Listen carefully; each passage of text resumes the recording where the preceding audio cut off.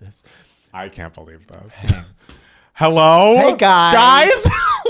I wish I could tell you what we were talking about, but I can't. Which I guess isn't fun for you. Whatever. But Matt Steele just dropped a bomb on me that I'm going to get over. It's not like a huge bomb. I Not a just huge told bomb. him something that I am not a fan of. Yes. And he was just like, I'm shocked. I was shocked. But I'm not going to say it Hi, on the podcast. he's not going to say it on the podcast. Hi, Tyler. Hi, Tyler. Hi, mother. My mother's here. Yes, hi, Mama Steele. How are we all feeling? How are we all doing? Good. Happy New Year. Happy New Year, everybody. First live stream of 2025. Yes, 2025, finally here. I can't believe it. And yeah, for Matt Steele, you haven't been here in a week or two weeks. 3 weeks. Who knows? Like 3 weeks. Hi. Okay. No spoilers for the Golden Globes. Well. Thank you. I've watched the first half of the Golden Globes, but I figured she would win. Right. So it's, and I actually think she's winning the Oscar. Really? Oh, right. I mean, I liked the substance. I was very into the substance. So I think the narrative is behind her, and also it's such a landmark performance for her career. Right. And I won't talk about it on the podcast, but I think she is gonna win. Okay, I love that for her. And for a long time, there was no real huge frontrunner for the Oscar for leading actress. So I think it's. And look at it now. Yeah. Hi, Mrs. Ilmatic, Hello, 84. everyone. Hello. Olaf. I'm not spoiling anything. Thank you so much. I mean, I didn't realize. The thing is, I can never gauge if you do or do not care about the Golden Globes. Is that weird? I feel like sometimes you do. I care because they're exciting. Yes. But are they important? Are they no? I mean, it's not. They're not important. They're Right. they're definitely a landmark in the award season. Right. But when they're happening, I'm kind of just oh, this is kind of just fun. It's kind of just Right. fun. And as the years have gone on, I've realized that just award shows, they're just fun. No Yes. one's gonna die. It's true. I used to get so emotionally invested in them. Do you still feel that way even about the Oscars? It's definitely higher stakes. Yes. Here, but I've realized throughout the years, if someone who I want to win doesn't win, Right. you just gotta let it roll off your back. You gotta move on. Someone loses who I wanted to, you just gotta let it roll off your back. That's why it's just fun. It's just a just nice fun. chance to celebrate art, and I use it more of as a let's analyze culture. Yeah. Let's analyze what is popular at the moment, because what is popular this year might not be popular in 5 years from now. Right. Stuff like that. So, steal any Globes predictions. I predict Demi Moore will win leading actress in a. Oh, it was comedy she was nominated for. Oh, interesting. Which is interesting. Okay. I mean, it's a fancy version of the MTV Movie Awards, which I think are now the MTV Movie and TV Awards, weirdly. Oh, interesting. Tell us about your reactions to the Beyonce Bowl. Well, we're going to film it after this. We've both watched it individually. I have not watched it. I've only watched it once, which, for me. I've watched it 3 times. Oh, have you really? Well, I'm excited to rewatch it again So with is you. that going to be a Patreon? I mean, we could do it for Patreon. Maybe we'll do it for both. People want it. People want it. Okay. And this is the year of giving the people what they want. Because Okay. we both have just started, because we're cool and we love the new year. We've both started doing our taxes and getting the numbers together. Early. Okay. Good for you. You're so I grown know. up. But then it's we both figured out, what the income was last year. And it's let's go. Okay. Let's go. Did you figure that out too, or do you want me to tell you? I'll tell you off mic. You can tell me off mic. I'll tell you. You can text it to me. I mean, yeah, I'll text it to you. You can text it it's to me, right here. crunch those numbers, 'Cause and it's then also I have to figure out how to claim all that. Right. Because it's a whole thing. It's a whole thing, guys. Let's get into Mariah and Anderson. That is wild that Mariah and Anderson .Paak are apparently. Wait, what? I mean, I guess I should have waited. Okay, wait. I guess I'll wait till we record. But yeah. I remember how upset we all were when Renaissance didn't win, though. I think that halftime show was the jump start, was the push Beyonce needed to win out. Absolutely. That, I mean, again, all things we should probably be talking about. We'll be talking about it on the podcast. But I completely agree with you. Yeah. Y'all got me obsessed to last night's mascara by Griff. So good. 2025, the year of the Bionic review. Oh my gosh, did you request that? Is that coming up? Because next up is Regina Spektor. Hi, This Wave. Happy New Year. This Hello. Wave was the one who was you've got to ask Janie about Jeremy Strong. I am the strong head here. I love that. And so I didn't know This Wave was a Jeremy Strong. I didn't read either, but they popped into the Discord. I'm like, by the way, since Janie's going to be there, we need to discuss Jeremy. I'm like, okay, if you want to discuss Jeremy. And if anyone has popped in now, no Golden Globe spoilers. I true. stopped watching after foreign language feature. Okay. So nothing after that because Okay. guess where I'm at? Here, doing You are my here. job. You're here doing your job. Okay. Oscar-winning songs bracket. I like that. Oh, that's a good bracket. You're going to be rude about When You Believe, though. Which, by the way, I just rewatched The Prince of Egypt a couple of weeks ago. Oh. Deliver Us? What a that opening sequence. Cinema.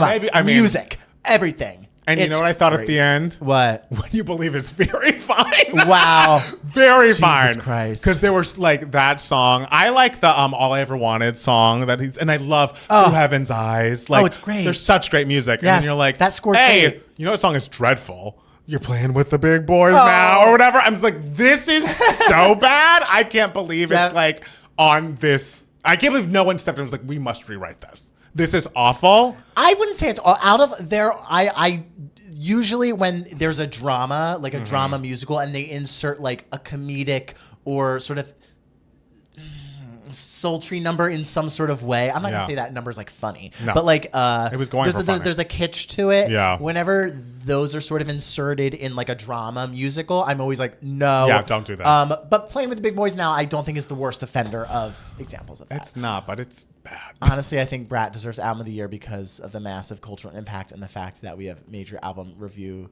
has that number one. I've said, like, even though like Brat wouldn't necessarily be my vote for Album of the Year, I think it would be a really cool Album of the Year win. For sure. Which, by the way, if you're a patron, go to patreon.com/2gaymats and you can vote in our Grammy pool for just the main categories and the pop categories. I think it's like 9 categories, so it'll be much easier for me to grade. And I think we have almost 30 people already putting their money on the line. There's no money. I guess you're paying to be a patron. Wait, did I miss this? Griffin's on. This is my friend Griffin. He is our 12-year-old friend, Jackson's college friend's son. Griffin. Hi, Griffin. We might use bad words, so we apologize in advance. Yeah, cover those ears. Years.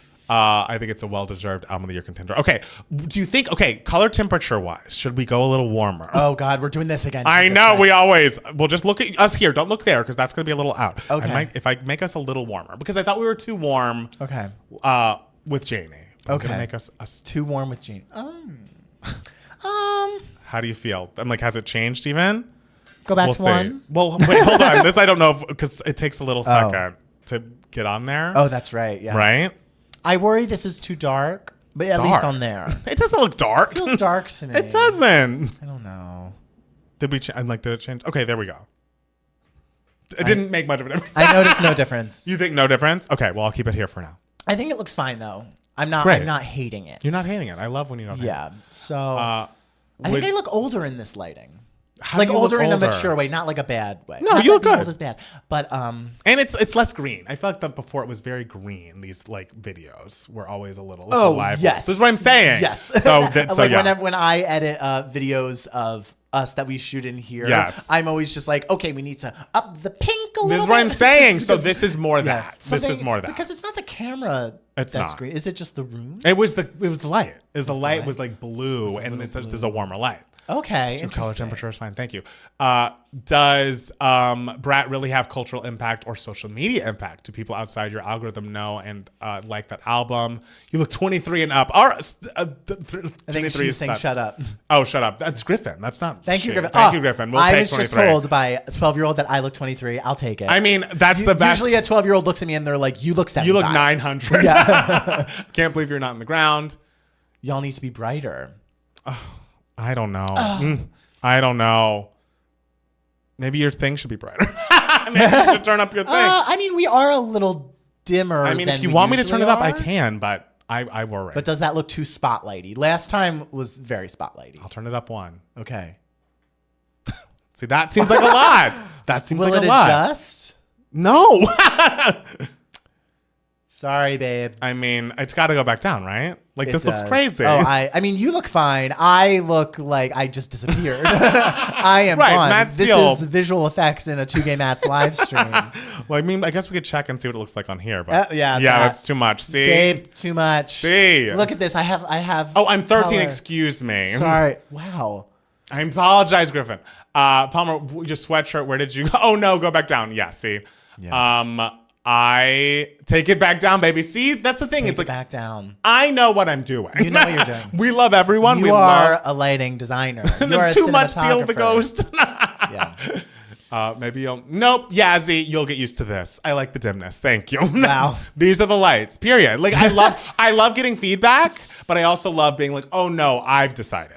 So Sure. thank you so much. You know what? If you got a problem with the lights, go to patreon.com/2gaymats. Buy And us then one new day lights. we can afford an entire studio system. Right, but it doesn't have to be me. Yeah. I like Tim. Yes, we like the dimness. We love. So how was everybody doing? How are we feeling? How was everyone's New Year's celebration? How was your New Year's celebration? Fine. Yeah. I was just at home. Yeah. I usually don't do anything for New Year's. I'm just hanging out with my family. Yeah. What did you do? You were sick. I mean, I was a little sick, but I went to our friend Corey's party. And again, we'll talk about this on the podcast, so people hear it twice. Oh, that's right. But Jackson was more sick, and so he did not go. So I went just for a couple of hours and then came back to hang out with Jackson. You took care of your man. I did. You know, I wouldn't want him to ring in the new year without me. That'd be too sad. The way you spend your New Year's is the way you spend your year. You nursed him back to health. I mean, he's stroked his soul. He's not fully back to health, but he's on his fine. He's in the kitchen right now. He is, and he's making a very nice sweet potato. Like, I'm like, is it a stew? Is it a? I don't know what it is. It's a sweet potato moment. Sweet potato moment. Yes, and so I'm excited about that. I was about to say, what's a sweet potato stew? I mean, I don't know if it's exactly a stew. It's like more of let me Google it, see if I can remember. Because do you two talk outfits before you get together before the vids? I like the color. The colors always seem to go well or match, in my opinion. We don't discuss. We don't. But, Matt Steele looks like he was getting questioned by the police. Oh, that was with the lights. Yeah. Oh. Any idea on what the Beyonce? It's a tour announcement, guys. Like, I know Matt Steele doesn't want that. Oh, I'll talk about it on the podcast. My thoughts on that. I know Matt Steele doesn't want that. It's a tour announcement. It's a cowboy. Like, that was an ad for the tour. It was a push for album of the year. She's announcing the tour. Period. Okay, if it's part of, I'll talk about it on the podcast. And like, maybe it's a tour. Maybe it's a Sphere residency. That I think would be something. You hate tour announcements. You've never found one exciting. Because what the fuck is the big, like, it's like, People we're like going to shows. I People guess, like going. but like, we'll talk about it on the podcast. Like, Yeah. That's- That's what it is. okay. All right. We'll talk about it.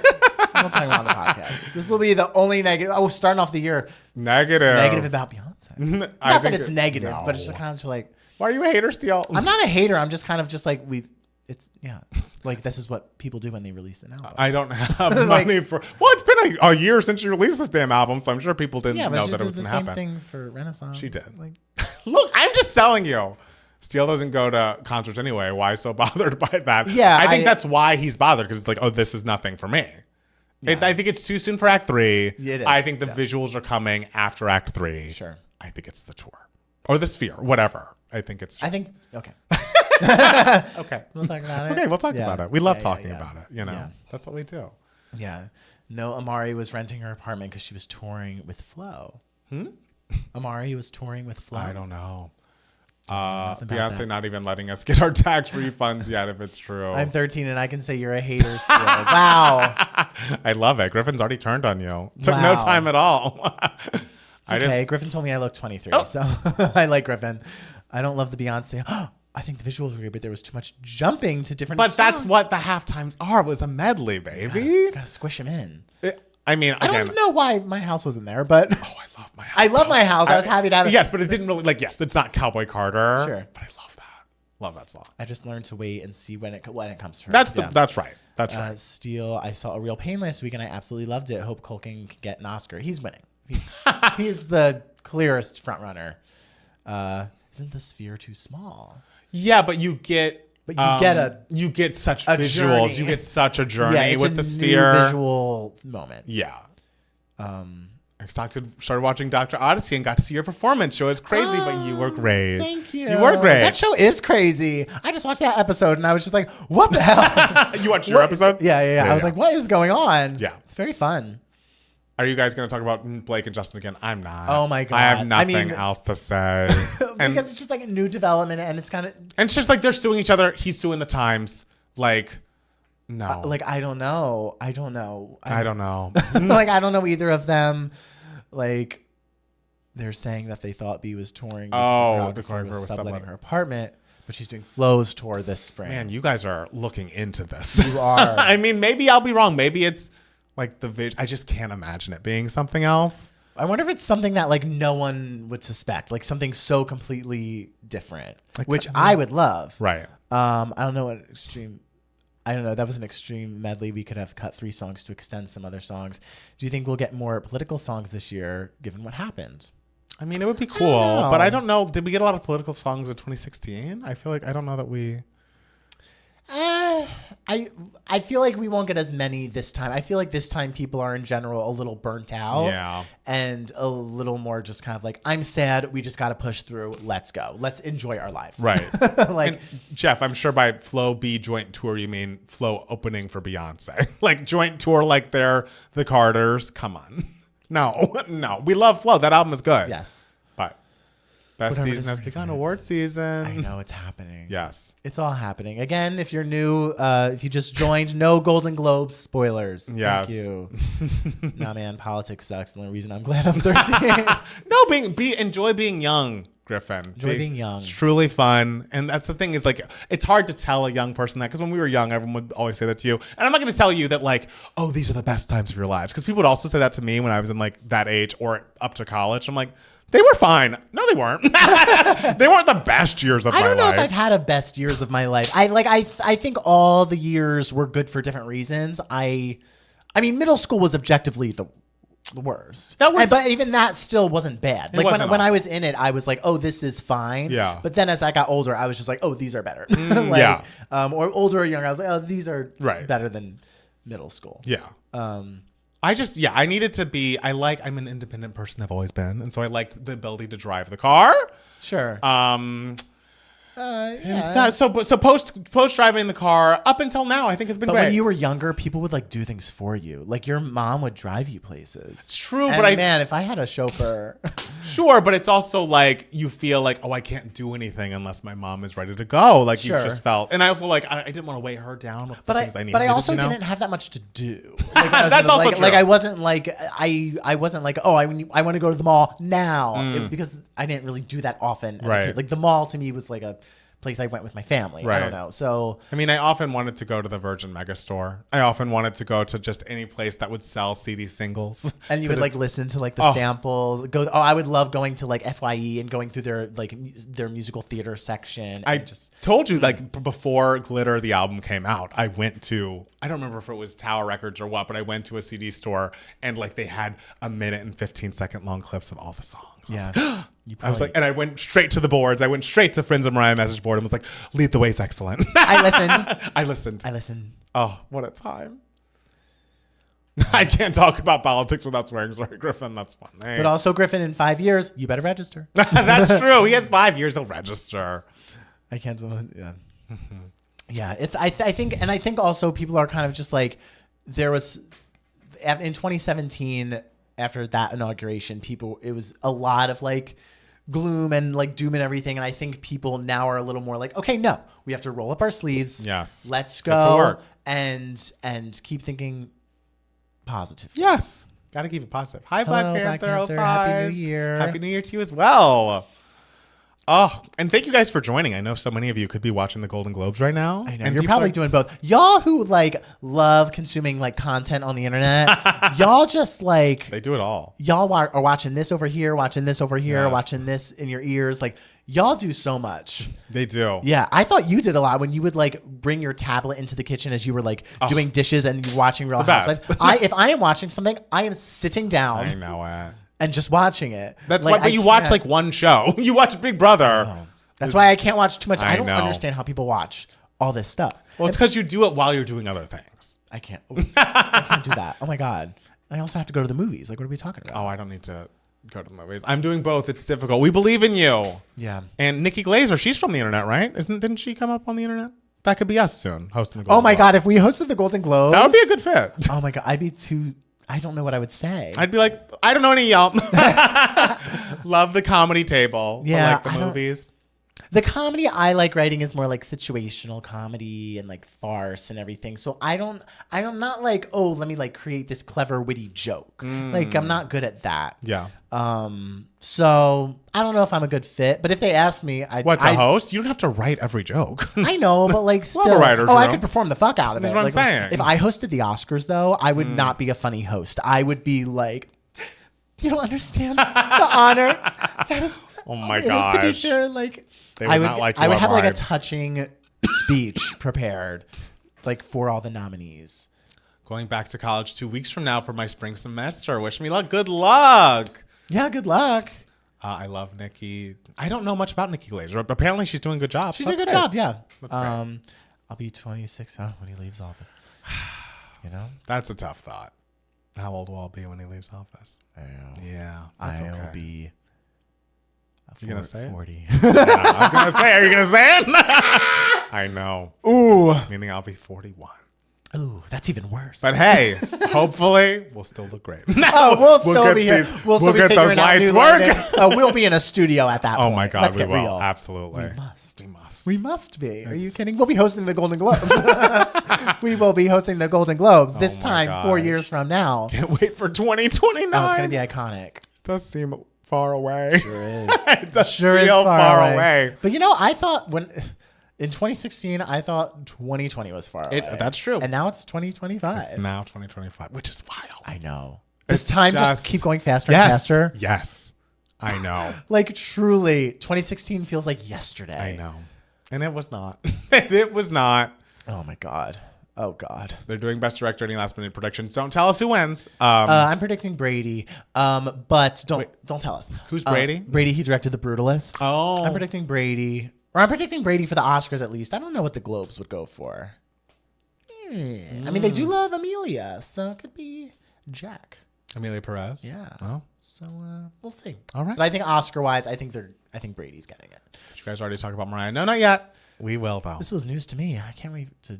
You didn't know? No. Oh, well, the Anderson thing. But you knew about the 18 weeks. Yes. Okay, great. Just making sure. I have a cell phone. Good for you. Well, That's all literally I'm feels like looking ever at. since COVID, the years have flown by fast. COVID was wild, huh? Honestly, since 2016, I think was the jump start for me of things going by fast. I think it's like once you hit 28, Yeah. Things start life moving. zooms. Things start moving. Yeah, It's true. it's true. I remember being a freshman in high school in 2016, listening to Lemonade Oh. constantly. I remember being a freshman in high school a few years prior. Oh, several years. Freshman in high school, I was listening to Glitter.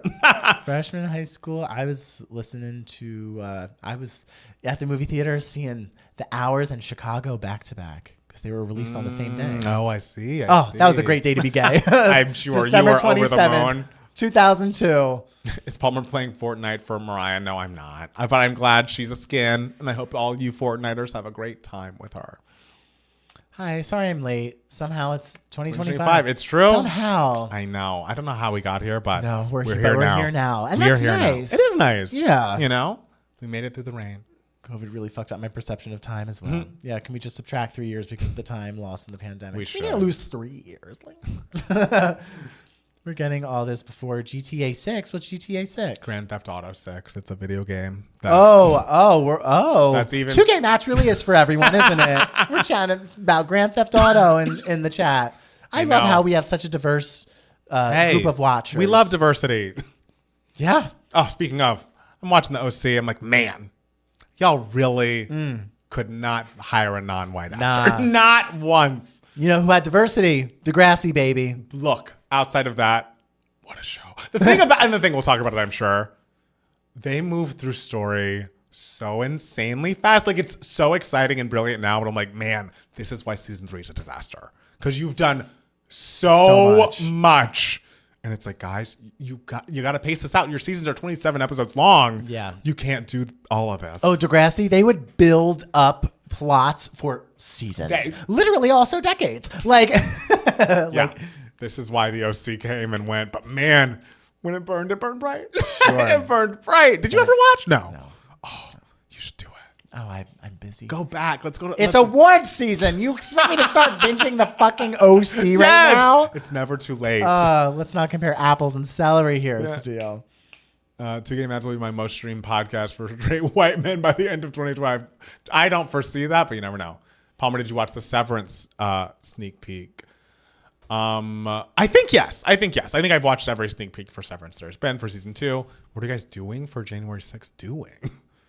Like, Is that a celebration for some people? I'm crying. Yeah, being terrified that this occurred and then this person. You know what I'll not be doing? Storming the Capitol. Nope.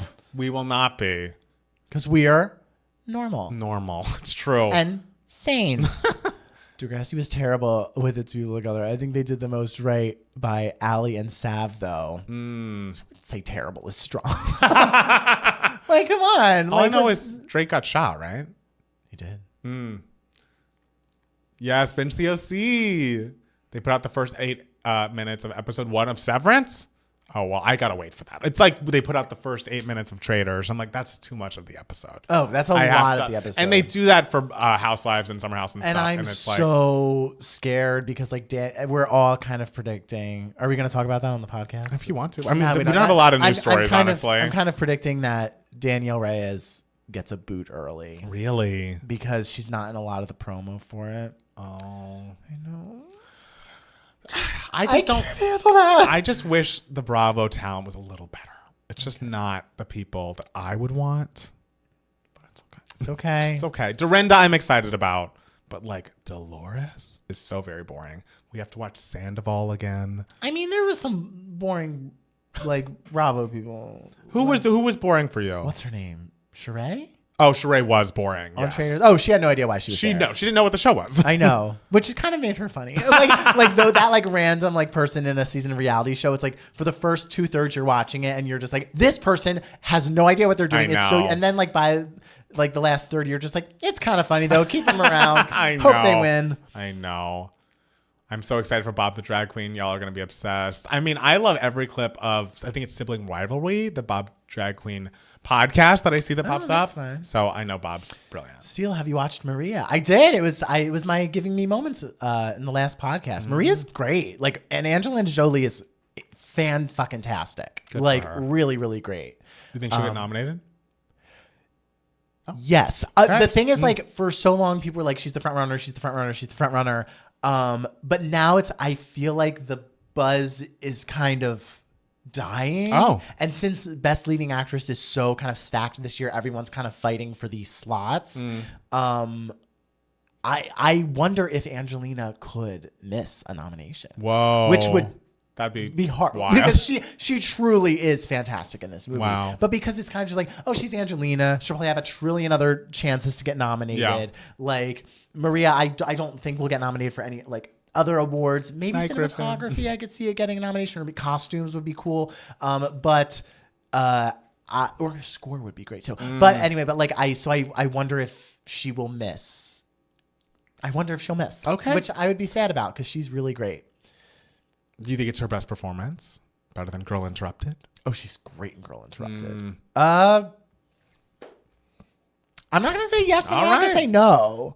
Like, so it could, as years go on, it could be All right. Girl Interrupted level. Wow. I mean, that's what she won her Oscar for. There you go. For supporting actress. Which pop boy do y'all think is the hottest? For me, it's The Weeknd. He is so fine. Oh, no. I don't see that. A more recent one for me is Teddy Swims. I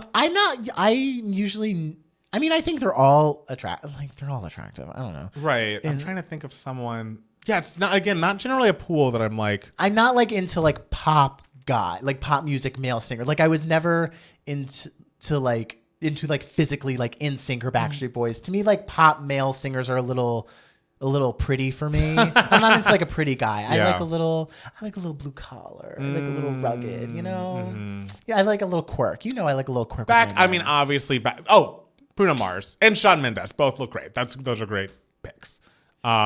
Back in the day, I did, not knowing what we know now. Justin Timberlake was formative for me, which we all can admit if you grew up at a certain time. And you see, if I had to pick an NSYNC, I'm going Joey Fatone. Like, I'm going for just like big little Italian, just like, hey guys. What about JC? What a voice on him. Insanely talented and a very handsome man. Absolutely. And I mean, if he asked me out, I would say yes. But like, if we're like picking who like is our like top, I go for a little quirk. I go for a little. Harry Styles is a little. I'm not into like we love everyone and all body types are beautiful, but like he's for me personally a little thin. like a super thin man. I'm always like, oh, okay, like He's thinner than Bruno Mars. Bruno Mars is a little tiny. he's a small He's person. like Tinkerbell.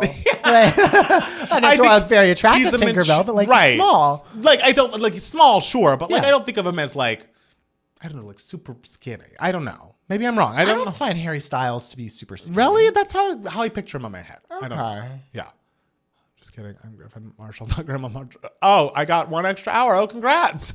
JC from NSYNC for sure. JC fans. Okay, some JC fans, which makes sense because those JC fans go hard, and we made one video about him, and we still get comments. We still get comments. People are like, People thank you so much for making this. Have you heard of the new JC? Because he did like a musical or something that he did saying what is it when you're just like, don't really have the cast yet, but you're singing through the score. What's that called? Like a concept Cast album. recording. Yes. Yeah. He did a concept Or album. a workshop cast recording. Right. Yeah. And so he recorded. For a musical? For a musical that he wrote with a collaborator. Yes. And it's like based on Dracula, I think. Or Frankenstein? Frankenstein. It's true. I didn't make up any of that. When did this happen? It happened end of last year because we've gotten people being like, please react. And I'm like, maybe for Patreon one day. Like, but all right, cool. You know, if JC can write some show tunes, I'm down. It's just so random. It's that random. I'm just like, it's like a random string of words that it seems like I'm making up and putting together. It's like but if I'm not. AI made up a sentence. Right. But it's real. HS is Harry Styles is fairly thin, I'll agree, but I think his charm and persona make up for the physique. I like the tattoos on Harry Style. Like I like if a guy's like a scrawny, like I like a rocker vibe with like tattoos. Like I'm into that. You liked Pete Davidson, didn't you, back in the day? I feel like that's a similar. I think I understand. I can't say I'm like, oh, I'm crushing on Pete Davidson. Right. But like I do get why like girls find him attractive. Right. He has like a personality it's like, oh, you can tell he's like fun to be around. Yeah. And so I find that I understand why people find him attractive. So I was defending him from the naysayer. I was like, listen, we're all attracted to different things. I got it. All right. Even if I wasn't like, even if he's not, my list of the first people I will propose to when I am famous and powerful. But I think Sean Astin might have a wife or something. Oh, If we're going on your list. that wife better watch out. When we get that studio in 2028. Yes, and we're and hosting I got the power. the Golden Globes. Mrs. Astin. Mrs. Astin. Ooh, because that's a man right there. Yeah, but not a gay one. Whatever. I'll be so powerful. Sean Astin will be like, I have to leave you, babe, for Matt Steele. I look forward to this. Yeah, it's like Sean Astin, Cory Booker. Oh, yeah, you and Corey. Oh, you know I love Cory Booker. You do love Cory Booker. Yeah. Now we're just talking about guys who we find hot. Jonathan Bailey. Yeah, hot. Yeah. Yeah, like objectively hot. Right. Again, like pretty, which I'm not. It's not in my top favorite qualities of a man. Manny Jacinto. Do you know him? No. Oh, he's very cute. Okay. Jonathan Bailey, I think the thing that makes him most attractive is actually his personality. Like I think he's very funny. Oh, and he's charming. Yeah, like so- yeah. Like Charm that's me when I personified. see him when he talks. I'm like, oh, I'm like attracted. Like to I get this. it. Yeah. Should we jump into the podcast? Yeah. Because we've just been chit chatting. We've been shit. Now we're talking about guys. Guys who will never love us. Hey, you Okay. never know. Oh, guys. Guess who's back? Guess who's back in 2025? And Yes. it's really hot. Like, it's actually hot for January. It was in the 70s today. I know, and we're both wearing sweaters just because, like, I think we're trying to respect the aesthetic Yeah. of winter in the two. You know, the thumbnails are very important to me on Absolutely. on the YouTube channel, and Yes. because they really signify like where we are in the year. So we're sacrificing so much for you guys. It's true. Gosh, we do so much. It's so amazing. It's insane. You know what else we're doing? I am missing the second half of the Golden Globes right now. Yeah. Yeah. And like That's a big deal for me. I know it is a big deal for you, but it's not like we're missing half of the Oscars. Like, let's be serious. No, things that will never happen. Right. The only time I missed the Oscars or like watched the Oscars late was because a friend of mine, someone I know passed away very tragically, and I went to the funeral for them. Right. And so it was the day of the Oscars, and so I had to tell everyone, do not text me today. I am not TiVoing, but like DVRing yes. these Academy Awards, and I will watch them in the middle of the night. And so I remember you doing that. yes, It seemed weird. But you had to see them. I had to see. I DVR'd like all the red carpets too. So I was sitting there Wow. at like midnight watching red carpets before I even got to the Oscars. It was Wow. the Parasite year too. So it was like the most exciting ceremony. What a year. Where all this exciting shit happened and all these like very interesting winners happened and I didn't know about it. Well, you found out that night. You didn't have to wait that long. I didn't have to wait that long. And you're going to do the same tonight. You're going to go home. I'm going to go home and watch the second half. Yes. Yes, and it's going to be great. But you know what's going to be even better? This podcast. Yes, thank you for listening. It's currently running a little long, this intro, but it's fine. It's fine. Okay, let's throw an ad. Some of you will get an ad. Some of you won't. We hope all of you get it. The ads were kind of annoying. Because Really? of course, like I watched the entirety of the ads because I was like, I'm gonna watch this whole thing because Right. ka-ching, Yeah, gotta exactly. get that studio. Yes. But then it would put me like 45 seconds behind in the live that's stream, annoying. and so I would be commenting on things late, and it was like horrible. Well, this is what people go through every week. Oh, you guys are so brave. They're so brave because it's like I don't know what else we can really do to get around it. And I'd like to get some sort of money from YouTube. Yeah. So I'm like, if I skip it, do we not get the money? Probably not. I mean, I feel like I feel like you're still gonna get the money. Like I wouldn't sit there and watch it if I were you. And let's be clear, we're not making that much money No. off of these ads. But if we are from patreon.com/2gamats. All right. Do you want to start? Do you want me to start? Oh, please, you start. Okay. Hi, everybody, and welcome back to 2Game Mats, the podcast. It's Matt Palmer. And it's Matt Steele. And we are back again. This is the first time in 2025 that we're together. We're seeing one another. I mean, it's only the 5th. There haven't been that true, many but days. it's still, I think it's something, it's a marker. We should make Yes. note of it. And this last year where we were together almost every day. So it's We been, were. to us, like, well, and also I was gone for 2 weeks. You were gone for a while. How gone was for your a while. trip? My trip was lovely. It was always wonderful seeing the family. You know, the holidays, my mom throws the Christmas Eve party and everything. So this is where she thrives. But also it's like when she drives me and my brother insane because there's so much preparation for this party. And so Right. she's constantly running around every which way. I don't know if this is like an Italian mother thing only or like a lot of other mothers do this, but like there's so much food that like we save or like food that's made earlier in preparation for this party that we have to save, put in Tupperware, label, put it in the downstairs freezer, all this stuff. So a lot of it is before and after this like party and for the holidays, it's a lot of saving food or getting saved food Oh, okay. from the freezer downstairs. So it's so much. And my mom has such a system. And so literally I wake up in the morning hearing just footsteps running up and down, up and down, up and down, going zipping Ziploc bags, washing Ziploc bags because we reuse our Ziploc bags. Of course. And everything and labeling stuff and putting stuff in fridge. And I come downstairs and my mom's just like, can you bring this down here? And then 5 minutes later, can you bring that thing you just brought downstairs back up here? Like, it's a lot of moving stuff back and Sure. forth. My mom, there are days in this like holiday process where she doesn't leave the house Is that good? for like days at a time because Wow. it's so much, to take care of in the house and everything. And my stepdad got her a smartwatch for Christmas so she could like track her steps and everything. And you know how the goal for people is like 8,000 to 10,000 steps sure. a day. Yeah. You would think, oh, Mrs. Steele, she doesn't make these steps if she's not leaving the house and everything. My mom's clocking 11,000 steps a day just inside our house. And Wow. my house is it's a pretty small house. So like the fact that she is not sitting down doing all, and she was having knee problems earlier in this year. Right. Girl, her knee feels fine now because she's I guess doing so. so much walking. And so it's a lot of that throughout the holidays. But it was a nice trip home. I got to see, some friends.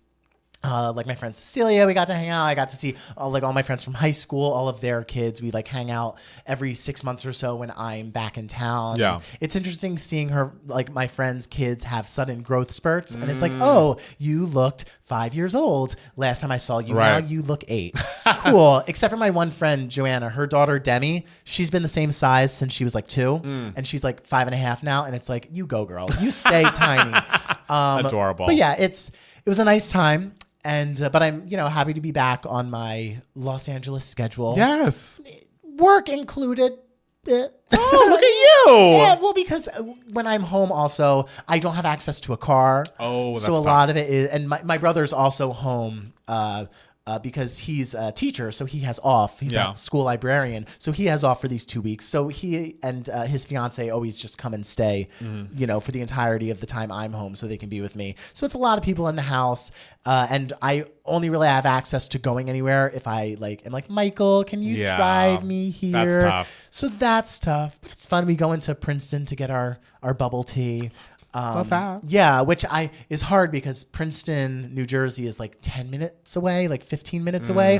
Whereas where I live in Los Angeles, I would live within walking distance. So the biggest issue was your bubble tea and how close it was to you? I mean, I would say there are bigger issues happening in my life.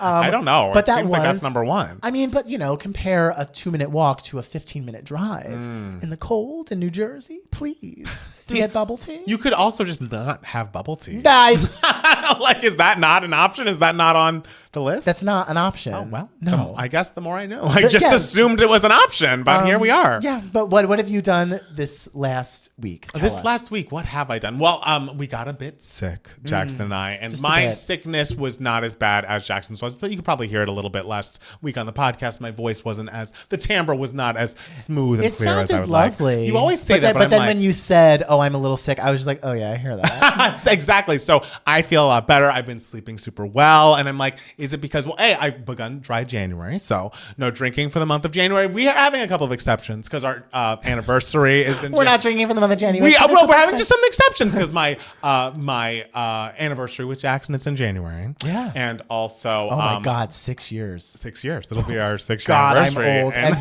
who have I dated in those 6 years? Hey, I could name them. You don't want me to. I could name them if you want. To have an anniversary. Haven't reached there yet. Also, my friend Joe's birthday is this month, and there's also going to be a Lunar New Year party at January 31st. We might end it a little early, but I've not had any booze. I just got non-alcoholic beer, which I thought was fun because I'm like, ooh, I don't do a lot of beer, but I ordered non-alcoholic wine. It's not going to get here till Wednesday, which, by the way, I was like, oh, we should have Matt Steele try some non-alcoholic wine because that'd be funny. That'd be kind of funny to see if you would like it, because I feel like you'd be like, this is disgusting. Which I think the wine that I figured out, there's like it's called Odd Bird Rosé. They're not sponsoring this, but they should. It is the best non-alcoholic wine I've ever had. I've had non-alcoholic wine and stuff. And have you had I've tasted it. Have you had sparkling and have you had white? Because that's what I would go with. The reds are all bad in my... Really? Yeah, everything I've tasted. You are not a red girl. No, I like red with alcohol, but with the non-alcohol, it's not interesting. as good. I remember the non-alcoholic red and the non-alcoholic white both tasting fine. I remember them being less fruity than I anticipated. I also found them to be like less dry. Like, I don't know how to describe them. They were just different from what I expected. Yeah. The non-alcoholic champagne though was the best thing. I think the bubbles help cut it. Because it kind of tastes like kombucha to me. And I'm a kombucha girl. Right. But I've never had alcohol in my entire life. So I remember I tried my friend, our friend Chuck, he was had a bunch of non-alcoholic alcohol and everything, and he was getting rid of it. And so I was like, oh, let me try a little bit of this. And the non-alcoholic gins and tequilas and everything, they kind of just taste like how they smell, except more watered down. Yeah. But the non-alcoholic champagne was definitely the one of choice, just because it kind of tasted like kombucha, like a plain, original, no flavored kombucha. Totally, yeah. So I'm excited for that package to get to me so that I can add it to my arsenal. But as of right now, it's like, well, if I was sick, I wouldn't be drinking anyway. So it's like, doesn't feel like I'm doing dry January. So now you have to have a dry February because you wouldn't be drinking if you were sick anyway. I didn't say that. No, we want you to suffer, baby. No, darling. We said dry Jan, and that's what we're doing. So yes, that has begun. And for New Year's, I went to our friend Corey's place, and he had a New Year's party that was very lovely. I went there for the first 2 hours, then came back to hang out with Jackson because he was a little too sick to go, because he's, kind of gotten the more serious version of this cold than I have. And so we've actually been sleeping in separate bedrooms. Oh, no, you're fighting right before the anniversary. I know. We're just in fisticuffs. You should wait until your anniversary to rejoin. No! Because then it'll be a beautiful romantic moment. I would like What's it called? Reuniting. I would like to go back to my bedroom. I think I'm giving him one more night alone. Because again, if he's more feverish, he's sweating. I get it. It's not like a fun You time. date someone who sweats? Well, everyone sweats. I don't. Every human sweats. I'm not much of a sweater either. Maybe that's two things I we have in only common. sweat on stage. When I am on stage, I am drenched. I'm also running around like a Tasmanian devil. Well, that'll do it. Like your mom in the house right now. I know. My mom's probably sweating as we speak. You get it, honestly. Yeah. So it's been a lot of that. I'm like, maybe I'll save this for Giving Moments, but it might have been my Giving Moments last week, so I'll have to think of another one.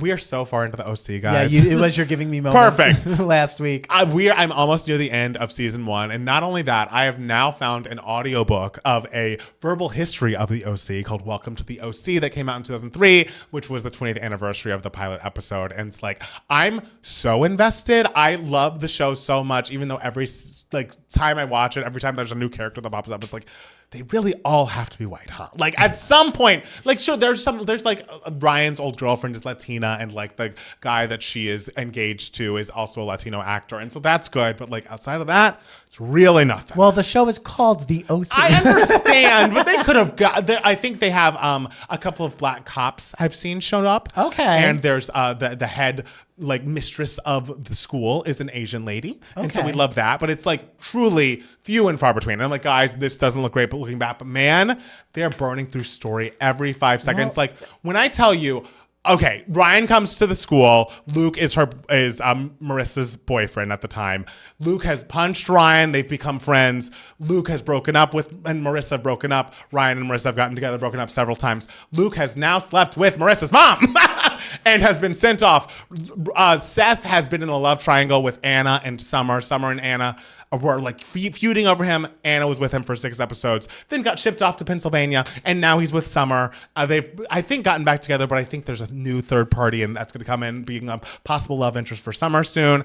Like, the parents are going through all this stuff. Peter Gallagher, Kelly Rowan, Melinda Clark. It just is like they are burning through so much story. They're about to open a restaurant. Like, we're on season 1.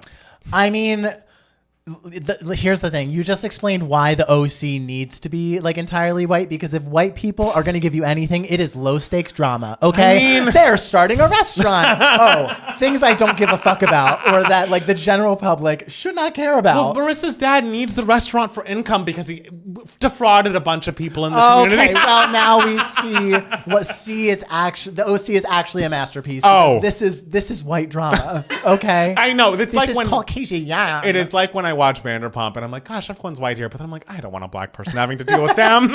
So it is similar, but man, it really is exciting, except I just know that season 3 is so bad, and I'm like, I know we're burning. Like, we've already dealt with Luke's gay dad. I know one of the main... dealing with Luke's gay dad. Like, there's just every storyline that they could have thrown at a wall in 2003 has already been run through, and it's just, mistakes were made as far as the creation of the show, but man, if season 1 is not a wild ride, I recommend it to anyone who wants to watch something and just feel like what the culture was going through at the time, because like that was a show that was truly inescapable in 2003 if you were not Matt Steele focused on. Not a lot of people in my school watched it. I would say One Tree Hill was the bigger deal out of in like that's those. Funny. I mean, because you look at those ratings and it's like not even close. Really? Like it's so funny when you look at ratings from back then, because they're like, oh, the premiere episode only opened with 7.3 million, underperformed. I was like, guys, I know, and now no one's watching anything like that. No one's watching anything like that. Yeah, but I remember when American Idol, the ratings for American Idol were insane. Yes. And now it's like, what are the ratings like for The Voice? Nothing. Because that's still on. It's still on. And American Idol's back. I mean, is it? I don't know. Katy Perry just quit it. So it's on television currently. Should we jump into the news for idiots? I guess. Should we mention the Golden? Because yes, I did watch the first half of the Golden Globes. Or I didn't watch. I listened to it. I put it on my phone and put my phone safely on my driver's side or my passenger side seat as I was driving. I did not look over at it. What can you tell us about it? They were cool. They were the Golden Globes. And the thing is, like, because we're recording this podcast as part 2 is happening, so the first half of the Golden Globes, I guess I'll talk about. This episode of the podcast will be Golden Globes review part 1. Next week will be Golden Globes review for good. And how do you feel about that subtitle? I'm not a fan. I know. I'm like, why don't we call it? I think it would be classy to just have titled it Wicked Act 1, Wicked Act 2. I think saying act would really kind of like elevate it as like, this is more than just like a blockbuster. Right. Like this is a little bit of theater, you know? And so I think that would have been really cool. But like, I get, it clearly works for them to advertise the movie as a sort of Marvel-esque experience. Sure. So I understand why they were like, okay, we're not calling it part 2 anymore. We're adding some sort of title you really have to like read. And it's so, like one of the only songs that people really know. So I mean, it's a good for Act 2. Excuse me. Yeah, but it's kind of, but then like I think about the package as a whole, and I'm like, oh, 50 years from now, it's so much cleaner to have Wicked Part 1, Wicked Part 2, or Wicked Act 1 or Act 2, because Wicked Part 1 and then Wicked for Good. It's like, well, then why was there part? Why Well, it doesn't match? It doesn't match. But Wicked isn't called Wicked Part 1. It's just called Wicked. The title card on the movie. Right, but if you look up the movie everywhere, it's just called Wicked. It's just called Wicked. Yeah. Then in the title card of the movie, don't put part 1. All right. I don't know. All right, I hear ya. So the thing is, again, low stakes drama. There's probably a lot of white people making this decision. Absolutely. So it's not going to kill anyone. It's just Yeah. I think not my favorite decision.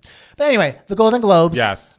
I thought I think Nikki Glaser had a really bang up monologue. Like I think she did a really good job, and it was really funny. It was just roasty enough to be entertaining and for you to laugh at the jokes, but it wasn't so extreme that you were just like, oh, they're allowing this on CBS, you know. So I think it was a very good performance as a host. The winners, Zoe Saldana won.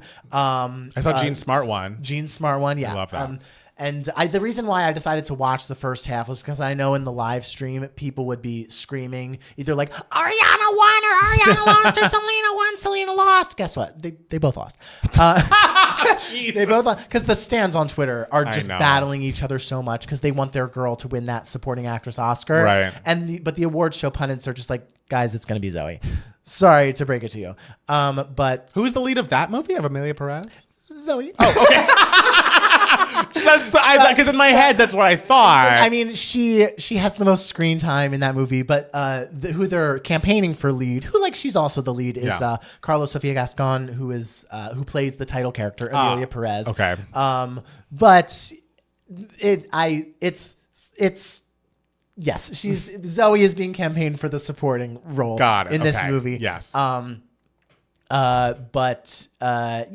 Kieran Culkin won Best Supporting Actor for A Real Pain. You think he's a lock for the Oscar now? He's the lock for the Oscar for the win, girl. Yeah. And I think Zoe at this point is a lock for the win. Okay. And screenplay went to Conclave, which I also think is a lock for the adapted screenplay win. Foreign language picture went to Amelia Perez. It's kind of winners that were predicted, but still is a nice ceremony so far. I can't wait to watch the Golden Globes for good when I get back home. That's going to be a great time. It's going to be a good time. Yeah. All right. Well, post Golden Globes. Well, I guess pre Golden Globes. I should have mentioned this last week, but we were only 17 weeks into its 18-week run. Mariah Carey's All I Want for Christmas Is You. But a mere 17 weeks. A mere 17. Mariah Carey's All I Want for Christmas Is You has reached number 1 on the Hot 100. This is now her longest running number 1 single, eclipsing 1995's One Sweet Day, which was Mariah Carey and Boyz II Men's duet. That was number 1 for 16 weeks. And now, since it has gone number 1 every Christmas season since, I believe, 2019, we have reached 18 weeks. I believe now the record is 19 weeks. The Shabuzi, A Bar song, Tipsy, was number 1 for 19 weeks. And Lil Nas X, yes. Tied. Old Town Road, they're tied. So, but now they'll soon be tied for, well, not soon. A year from now, they'll be tied for second. Exactly, and I'm excited for that. I just think, it's one of those things where I look back on All I Want for Christmas Is You. It was a song that as a kid, I truly just assumed was a cover. I was like, oh, I love Mariah's version of this classic song. And the fact that it has only become bigger and bigger, I think that placement in Love Actually was such a brilliant move. Mariah didn't have a lot of song placements in movies, and that one really started a lot for her. And as well as, of course, streaming taking over in every Christmas playlist, wanting All I Want for Christmas Is You to be at number 1. It was one of those things where last year people were saying that another artist who I won't mention may be taking the Christmas crown from Mariah, and we love everyone. That does not seem to be the case. So happy 18 weeks to All I Want for Christmas Is You. Very exciting, very thrilling. And for Mariah's trips to Aspen, which she does every year around the holidays, she had a friend who we knew was working with her on new music, but we didn't know that they were together socially and seemingly romantically. Mr. Anderson .Paak is Mariah's +1 in Aspen these days. Brian Tanaka, bye boy, because I just... Well, I mean, has she ever dated like another musician. That's a great. I mean, Luis like Miguel. songwriter. I don't know. I assume Luis Miguel wrote his own songs, but he was not American. You know, like he was a Mexican recording artist. So it was like they had different demographics, different audiences. I don't know that she has seriously dated an American musician before. This is interesting. Let's see what this is like. I'm excited for them sonically, and I hope he's a nice guy. I just don't know much about his personal life. I want him to not be Nick Cannon-esque in any way. Do you think like her dating a musician will get like encourage her to like put out more music, new album, like, hey, let's write this thing together maybe, and then songs will come out? And if there's like a story, people love a story behind their songs now. It's like Miley Cyrus's Flowers was such a huge hit, A, because it's a very good song, but B, because like of what it was about, and it was kind of like exciting, the drama of it all. Mariah and her new beau, Anderson .Paak, releasing a song together. It's like, oh, they're releasing a song like as a couple, or they wrote it together as a couple, and it's just her performing it, whatever it may be. People will be interested in that narrative. People will want to support it, and the Anderson .Paak stans go hard, as we see in the comments of our Leave the Door Open video, where all the Anderson .Paak stans are telling us to shut the hell up as the song is playing. Which, by the way, if you don't know who Anderson .Paak is, he is the other half of Silk Sonic with Bruno Mars. He also has a lot of hip-hop albums of his own. He is, I believe, a California native. And I just don't know how he treats women. And like, maybe that's what I want to know. Like, I need to know. I believe he has some kids. What are the mothers of his children happy with him? I just want to know. I love how you're immediately worried. Like, I assume he's fine. There hasn't been any scandal regarding him. True, but like, this is the most, I mean, I don't think there was any reason for the public to really know about his personal life until now. And so are you saying Anderson .Paak is nothing without a woman? Not what I'm saying. I'm just saying there are different echelons of fame, and like people know him as a musician and maybe don't know him as a personality, his personal life. And so I'm just curious. I want him to be kind to her. Anderson, if you would like to be a guest on the podcast, and we could get to know you, and we will deem if you are appropriate for Mariah, if you are good enough for Mariah. I'm sure he is. He seems like a sweet guy. He's a talented guy. And Mariah's a good judge of character. I feel like most times I'm like, I get why you like this guy, at least at some point. There are some, like, remember James Packer? Never got that one. I mean, I bet he was a nice guy. He didn't seem nice. I don't know. I don't know much about him, but I just know he was a billionaire. But yes, he was very much a billionaire. So, okay, that's what's happening in Mariah's world. But on Billboard, apparently next week, since, it is no longer the holiday season, unfortunately, I still have the lights up, but they'll probably be gone next week. Die with a Smile by Bruno Mars, Anderson's collaborator. Speaking and of breakups, Lady Gaga. I know. Anderson and Bruno. I have a theory about that. But no, Gaga and Bruno Mars are supposedly going to go number one with Die with a Smile. It was released back in August of 2024, and it was expected to top the charts back in November before a bar song blocked it. But it looks like it's actually going to happen. It's been on the Hot 100 for 19 weeks. It's peaked at number 2. But if it does go number 1, which it might be number 1 by the time you're listening to this, if you're listening to this, it would be Bruno Mars' 9th number 1 single and Gaga's 6th. So that's very exciting for the two of them. Good luck. That's slow burn for Reach at number 1. Not as slow of a burn as All I Want for Christmas Is You was. It didn't take 15 years. Yeah. But it took a while. It took like half a year. I know. So that's not nothing. So congrats to both of them. That song is clearly a giant hit, and I imagine we'll be winning a lot of Grammys. I think it's winning Song of the Year. Okay. I would be fine with that. I wouldn't be thrilled, but I'd be fine with that. Okay. Do you think it's going to win? Is it nominated for record? I hope not. I don't know. I need it not to win record. That's what I need. Okay. Whether or not it's nominated.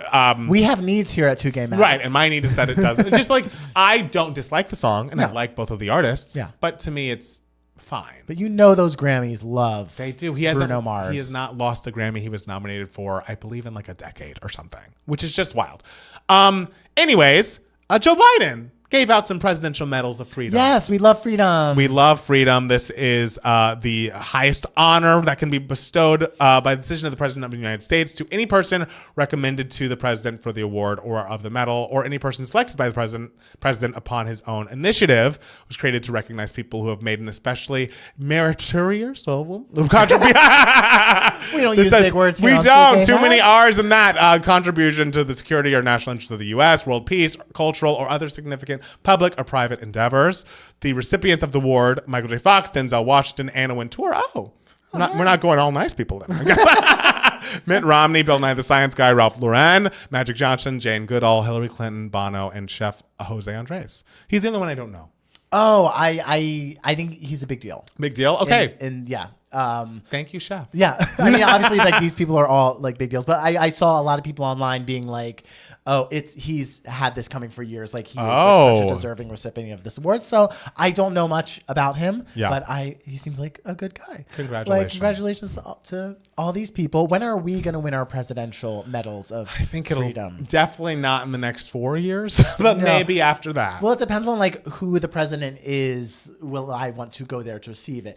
Joe, I will show up. I'll be like, hey, baby, put that medal on me. How's your day going? Yes. But other presidents, I might not be as like, enthusiastically running to that White House. It's always like, I always think about the like sports teams that get invited to the White House. Like, for the next 4 years, would you not, even if you won the Super Bowl or won, the NBA final or whatever, wouldn't you just be like, I'm going to pass?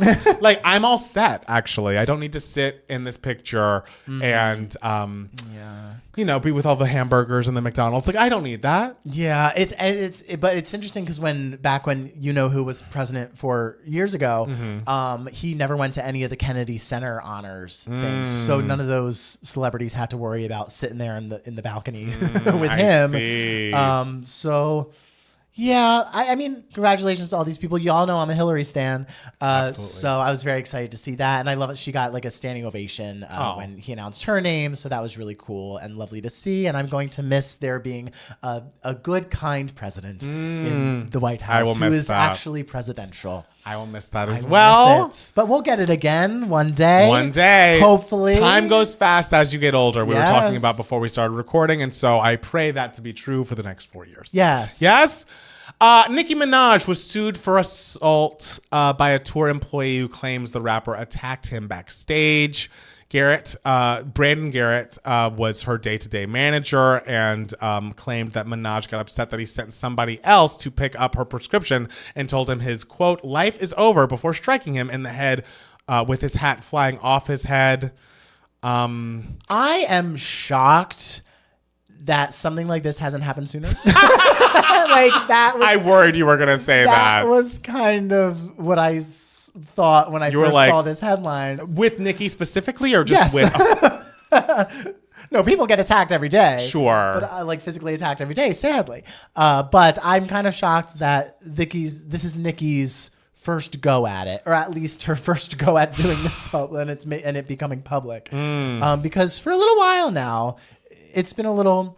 Nicki, what's going on? What do we need to work out? I feel like I have a lot of questions for Nicki. I feel like not ever since, but like she married that husband who has a bit of a strange past, and stuff like this keeps coming out. The music keeps getting worse and worse. I worry because like there was a time where Nicki Minaj was all we could talk about as a culture. Sure. Every feature she did was an event. She elevated every song. She is so clearly a talent, and it feels like she has taken such a turn where it's like, I don't know that she's Kanye level of I'm going to be completely hands off with you forever. But it's with Kanye, I'm worried for society. Oh, of course. Whereas Nicki, it's I'm worried for you. I'm worried for you. Yeah. Things have really gone a little bit askew with Nicki here. And so, I hope that, Mr. Garrett, if this occurred, gets everything he's asking for. No one should be abused on the job. And, celebrities, reminder, you are not above the law. You can't assault people and have it go away because that's against the law. So don't do that. Okay? That's against the law. It's against the law. Don't do that. Please. BAFTA film long list. Do you care about that? I care about it, but I don't know if our listeners, when the BAFTA nominations come out. Amelia Perez and Conclave, I got the most long list nominations with 15 and 14. Then The Substance, Brutalist, and A Complete Unknown, which I don't know that I've heard of, got 11. It's the Bob Dylan biopic with Timothy Timothée. Chalamet. Did you see that yet? I have not, no. Okay, yeah. Wicked and Dune Part 2 got 10. So that's exciting. The awards bodies are really loving Amelia, girl. They're really loving Amelia. So it's very exciting because it's a truly bonkers movie, very entertaining and really bold and brazen. And so I think it's interesting that people are or awards bodies are really responding to. I worry that I wouldn't like it. It's see it. Okay. I'm curious to hear your thoughts. Okay. It's definitely like choices are made, and some of the choices you're like, fuck yeah. Some of the choices you're like, what? But is that not cinema? Is that not cinema? Is that not cinema? And Zoe Saldana is fantastic. Like even though I like joke that, oh well, she's kind of the lead in this movie, right? The thing is, like, her character does technically feel supporting, even though she does have the most screen time. Okay. So I'm not like super offended by this category placement. I'm not gonna say fraud, but it's still, something to ponder. Yeah. But the performance is really great. Like she really goes for it, and she's just wonderfully watchable. And I said it before when I was reviewing the movie, like when you are making a movie musical, it really behooves you to cast dancers in roles because they know how to make something look good. There you go. They know how to physically make that visually stunning cinema, and she just knows how to perform bonkers numbers like this. Right. So it's a really fun movie. All right. Yeah. So I'm curious to hear your thoughts. Well, I mean, I don't know that I'll be seeing it, but I appreciate it. I will say the shocker out of the BAFTA long list is Angelina Jolie was not included in the BAFTA long list for leading actress, but also the movie is not out yet in England. Oh, okay. Maria's not out yet in England. So and it's a great performance. So we'll see what happens. We shall see. Yeah. Heidi Klum is going back to Project Runway next season. I did not know it was still happening. It's being rebooted by Freeform for fair. a 2025 premiere. Okay. There are no other judges, mentor, or premiere dates available for us now. But hey, I'm available. didn't you try to watch that Heidi Klum Tim Gunn show on Amazon? I did. And you did not. Okay. The contestants were fun. I liked the challenges and everything. Yeah. But there was always a segment in every episode where Heidi and Tim like went around town and like visited something or like ate some food or like went I want to say they did fencing or something. Like there was always like a 10-minute segment where it had nothing to do with what was happening. It was like, what the fuck is this? Because like the actual challenges were fun and the contestants were interesting and cool. And then the whole goal was to like the grand prize was you get a line of yours on Amazon.com and everything. And there was a woman. Oh God, what was her name? She was German. Okay. Was she German? Or she had just like a German aesthetic? I forget.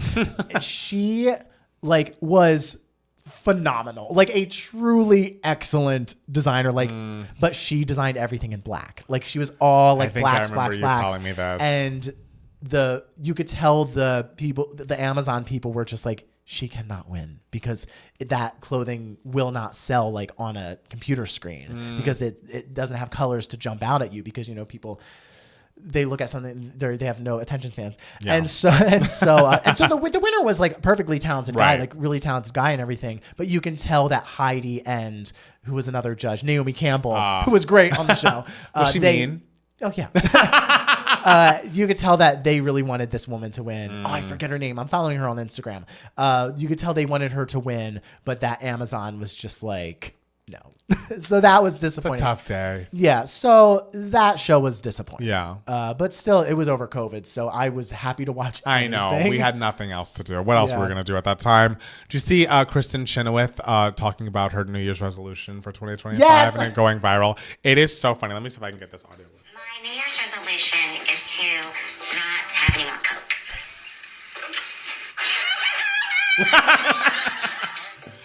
So if you could hear that was Kristen Chenoweth explaining that she is giving up Coca-Cola for the new year, not cocaine. Yes. Which is what it sounded like. Both are good things to give up. Absolutely. One is significantly better than the other. Right, exactly. But yeah, it's funny. Oh, so funny. Yeah. So Kristen Chenoweth still winning at life. And I hope she's keeping her 5 days in, Kristen. Hey. Hope you haven't had a can of Coke since. Hey, if I, can do dry January, she can do Coke-free January. Sure. She can do it. Is it that hard for you to have a dry January? I mean, not really. Okay. It's been fine. Okay. Do you have any resolutions? Oh, good question. I mean, I wrote some down, but most of them are like 2Gay Match related. I don't know if that's boring Have for a people. studio. I mean, be the next host of the Golden Globes. I mean, mine is just we want to be on more podcasts besides just ours. Yes. We want more patron-only content. Go to patreon.com/2gaymats. More short-form TikToks and Reels, even though TikTok might be going away. But the YouTube Shorts, Instagram Reels. I'll help you more with that. Will you? I will. I'm trying to take less shifts at where if more money is made via 2Gay Mats stuff, which it seems like, Patreon.com/2gaymats, guys. Then I can take less shifts at work, which means I have more free time to create that. Great. Help create that. And if you need help to get that, like how I do because it's not so bad when I do it. And because you're like, when I try to make those vertical videos, it takes years off my life. I don't want that. Oh God. I don't want that. So yeah, we could have like a little working session together. We can be like influencers when they like work together in their little like influencer houses. The other ones that are not 2Gay Match related, run more often. I might try to do some more runs, maybe 2 to 3 times a week is my goal by end of year. Okay. I'm gonna drink a little bit less, be more consistent with sleep. Sure. And I'm going to generally ask for help more. That's I feel good. like that is something I am not good at doing in my personal life and in my, business life. And so that is my general rule. So when I ask Matt Steele to make these fucking vertical videos, know that I'm doing something good for me too. Yes, exactly. Yes? And I should be helping you more often. You do a lot though. This last year, you've done a lot. Like you created a backlighting for our studio I didn't here. create it. I bought one. Whatever. But you also, you edit all the main channel videos. I do. You do. Yeah, but we have fewer of those. Hey, we put out one over the break. We did. And people liked it and got mad. And you know what I did over the break? I went through all our most recent 200 videos and I substituted all the buy our merch links in the info sections wow. to Good the for new you. website, shop2gaymats.com, ladies and gentlemen. Yes, do that. I think my New Year's resolution was the sleep thing. Like, go to bed earlier and try. And I'm usually good with sleep. Like I'm good at getting a solid 7.5 to 9 hours. That's good. Usually. But still, there are more days than I wish where I don't. Exactly. So to just do more of that. I think that's a realistic My goal. sleep has been better recently, and I don't know if it is because I'm in the other room and I'm using the weighted blanket while I sleep, which is like supposedly helpful for people when sleeping, or if it's because I'm doing the dry January and not drinking, because I feel like that also interrupts your sleep. Yeah. So I mean, maybe with my drinking less, and because it's like I would maybe want to try and do the weighted blanket, but Jackson would never go for it. He could not sleep with a weighted blanket. Oh, is he like a hot sleeper? He's a hot sleeper. Okay. And so I'd figured out maybe I could just do it on the other side. Oh no, do you not like cuddle? Do you not like wrap your whole through body? the night? Yeah. No. Me? When you're dating me, motherfucker, Girl. I am like, no. We can cuddle and then it's like, roll over, good night. Like I can cuddle with at the beginning, but then after that, I need my space. I need my space. okay. That's me. Sorry. I mean, we love Jackson. For your anniversary, try just cuddling through The whole night? The whole night, even if you stay awake the whole time. I can cuddle on the couch and then wake up like hours later and be like, we must get to bed. I don't know if that's romantic for everybody. Do that. If you wake up from a nap, you wake up panicked. I panicked. I'm like, because I'm like, oh shit, I'm not in my bed. I had like such a long amount of sleep and I'm not in my bed. Everything's askew. Sure. So I can't have everything be askew. Yeah. Not in 2025. I'm also, as years have gone on, I'm very much like I like my nighttime routine. It's the only way. Yeah. It's the only way. Brad Pitt and Angelina Jolie have finally gotten divorced. They've reached a divorce settlement after more than 8 years of intense legal fighting. Yeah. Which is wild. That's something that's like, no one really knows what happened here, but it seems bad. It seems bad, but Yes. I hope everything. It seems everything has. I mean, been settled and allegedly. hopefully- I mean, emotionally. Let's hope that Yes. is settled as well. Yes. Internal emotions, what they may be, we don't know. I don't know. Allegedly, there was an incident on a plane, An incident on a plane. and allegedly, those kids don't talk to him. Allegedly.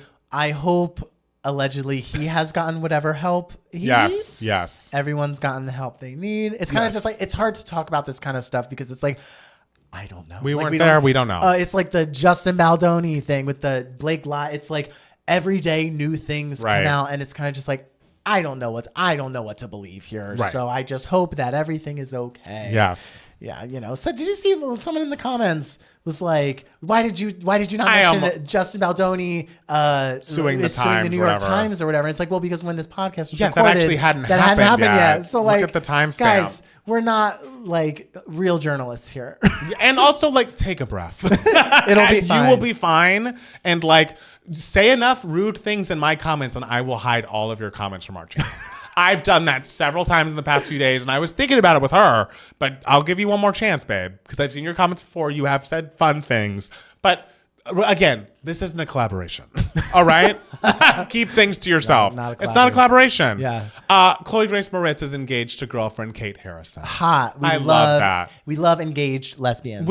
There's nothing better. They've probably been dating for 2 minutes. I know.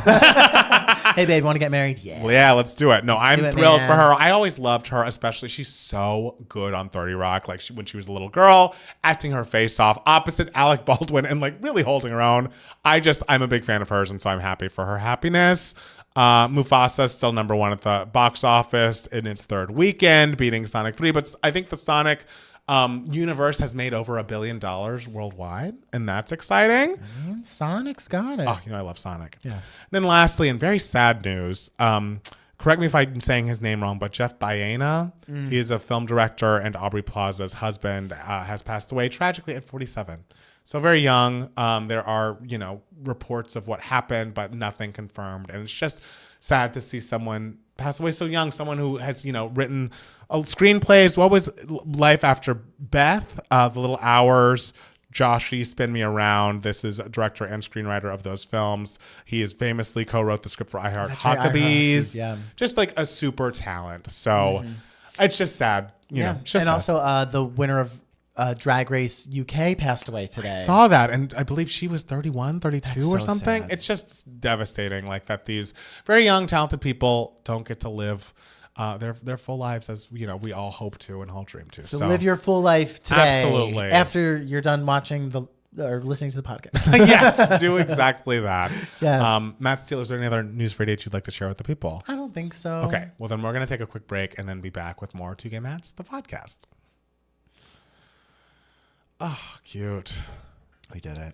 Oh, did they announce the music results yet? No, we have not. But I guess that's what we'll do for Email My Heart, because I don't think we got any other emails. There was an email from like a couple weeks ago that we were we like, we're gonna save this or something? I think, or that like I missed or something like Okay. that. But oh wait, here's one. Oh yeah, one just came in. Oh, was it the 31? You didn't read this last week, did you? I think this was after you and Janie. It must have been after. Okay. But there's another one that just came in the inbox. I'm gonna move. Okay. The one I'm thinking of is like very short, so we can do all three. Great. And then just make sure we don't forget to give the music results, because Patreon, we had a vote for top albums and top songs of 2024. And this was put together by our lovely patron, Austin. Thank you, Austin. Thank you, Austin. And so we're going to discuss the results of that poll, see who the Cathys were saying, deserved top honors of the year, I hope everything I voted for won. I hope so too. So too. Probably didn't. I mean, you never know. You never know. Whenever I hear an Amy Winehouse song, I'm always like, why? I know. I know. It's just very sad. Okay, wait. Let me move these to our podcast emails thing. All right. So there should be the results of that and also one more email that I've just moved in there. So bird flu seems to currently be on the rise in a potential pandemic in the U.S. Do y'all think the U.S. is going to take it seriously at all? We won't. LOL. Oh, Lord. If you listen to old episodes of this podcast before we used to stream it, before we streamed it live, there are lots of audio of us saying, oh my gosh, COVID-19, that's not going to be a big deal at all. What are we worried about? And so we're not the ones to ask. I keep trying to tell Palmer about Aaliyah's Barbie, but it never gets seen. I have not seen Aaliyah's Barbie. I apologize. Aaliyah's Barbie? Apparently there's a Barbie that is in the design of Aaliyah, which is cool, but no. That's so funny. It is funny. So like was it supposed to be released like back in the 90s? I bet no. I bet it's just like an anniversary edition or like, For Aaliyah. I love that. Let's honor fucking Leah. We love Aaliyah here. Like, hello. we love Aaliyah. Oh, I hope she's like, the Barbie's just in a permanent position as like the pose from the Red album. And you better not be able to take her sunglasses off. Oh my God, no. No. Sunglasses on always. I hope there's a little Absolutely. hawk Oh, a little hawk what a accessory. video. Yeah. Are you that somebody? I'm trying to find this email and it's just not working. Which one? Of an old one? Hold on. I remember something about Dua Lipa was in the email. No, it's a tribute now. It's about damn time. To me, if America's stupidity causes bird flu to transform into a whole pandemic, I'm finna have a whole meltdown because I can't take it anymore. It's a look from 1 in a million. Oh, then the sunglasses definitely can't come off. What a great song. Great album. Baby, you don't know what you do to me. Oh, I love that. Aaliyah, She was that great. was my era. I know your age ain't nothing but a number. You were more into her that era. Oh yeah, I when feel she was like. on like Nickelodeon. Yes, for me, 1 in a million. I mean, obviously, the Red Album. Yeah. When you mean, made me listen to that yes. for like it was one of our patron request request or things. something? I was just like, oh, this is one of the greatest albums I've It's ever heard. so good. Like She's it's so good. excellent. Just the vision. I know. Sonically, Aaliyah. If you don't know Aaliyah, get to know her. It's never too late. She has a Barbie. She has a Barbie. Buy that Barbie. Buy that Barbie. It just goes to show you're never too late. I don't know. This upcoming administration we're in for trouble. Yeah. If you get into war with Canada and Mexico, I hope. Oh God. Oh, watching I don't want any wars. No wars. We don't want wars. Please. Watching the new season of Drag Race. Yes, I watched the first episode. It was cool. I mean, it's always hard for me to like super get into just the beginning of a Drag Race season because like I'm just meeting these girls. But it did because it was the talent show. It did just remind me like, God, Anitra's talent show was so good. I know this was like 2 seasons ago now, but man, it was so good. But if gays are going to do one thing, it's going to be look back on the past. Absolutely, we are. We're literally talking about like, oh, got to get that Aaliyah Barbie.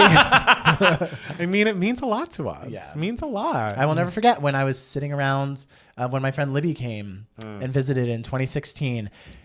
Like, it's so funny seeing like your girlfriends who you are their only gay friend, like, and they think you are the funniest. You are the funniest. Like, you know all the pop culture and everything, but then get the one girlfriend in a group of gays, and they're just like, no, wait a minute, we're all like this. They're all like this, we were all screaming about like Christina Aguilera's performance at the VMAs in like 2002 or something like that. Iconic. And Libby just said to me, she was just like, gays are like elephants. They don't forget. She's right. It's like, no, well, this is history. This is like what we cared about and what we care about. Yes. Period.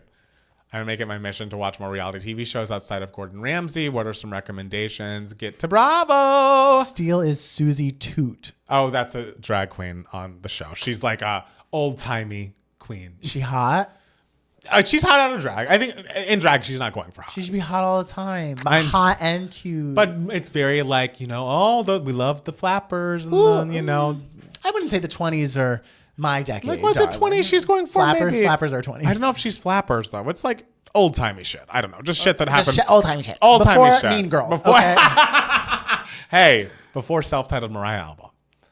That's old. Well, I'm going to wear a mask. Everyone else, not my problem. I mean, it's for the best. It's also lovely when you're on a plane. It's just like, I love wearing this mask on a plane. I'm not going to get sick up here. There's a hiding from everyone. I know. No one can see me. It's beautiful. I will say people do love coughing on a plane. They do. Like, people love nothing more than You know what coughing on a people plane. love doing that I don't understand? Just all around you. And you never know which direction it comes from. You just hear it. Like somewhere in the universe. What, coughing? Just a single cough. Just Oh. And it's like, I know. what did you get out from just one cough? What is that? Steele, what is your decade? Oh, that's a great question. All the decades. What decade Whatever speaks to you the decade we're most? in.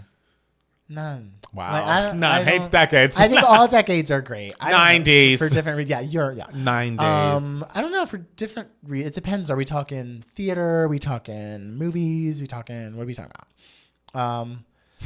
Oh, they love coughing on a plane. They really do. Just a singular cough, and in theaters too. When you see a play, it's like, what the fuck are we doing? Like, why do we need to cough right now? I just finished YouTuber Calvin Michaels' videos on glitter and charm. I said, oh, yes. I'm a 2000s baby. Oh, everyone's so young. So many youths. I mean, it's cool that we're reaching Gen Z. I think they're just saying they love the 2000s. Oh, okay. Go Yeah. on. 2000s were good. Fine. I don't know.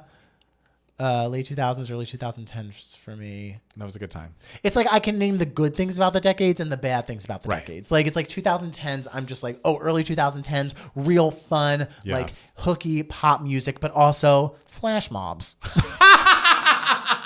Also, Yes. acapella groups. I know you hate acapella groups. You hate a flash mob, which you'd think Matt Steele would like. I He know, would all the- not. like very the things that would just go viral, and you would have to like post a link on Facebook, and like that's how people would watch it. I know. Like it's so It's crazy, wild. like all the stuff that people Imagine would just posting on watch. Facebook. I can't. I post when I'm like, oh, I should like update when something's happening in my life. Sure. On Facebook, so my like family sees it and like some friends and everything, but I don't do much on Facebook anymore. Are you gonna do your movies of the year on Facebook? Everybody Yeah, used to I do always that. post Okay. that. Just like my ranking of my top 10 favorite movies of the year. Yeah. I love that. So we'll see. We'll see. I'm a 2000s baby in terms of it being the decade which I was born and probably the most iconic and favorite decade. Early 2010s is my singular favorite decade, period. It was so much fun. Also, like early 2010s, like I was in my early 20s. Yeah. Like it was just a moment. I moved to LA. Like it was a Yeah. moment of excitement. Yeah.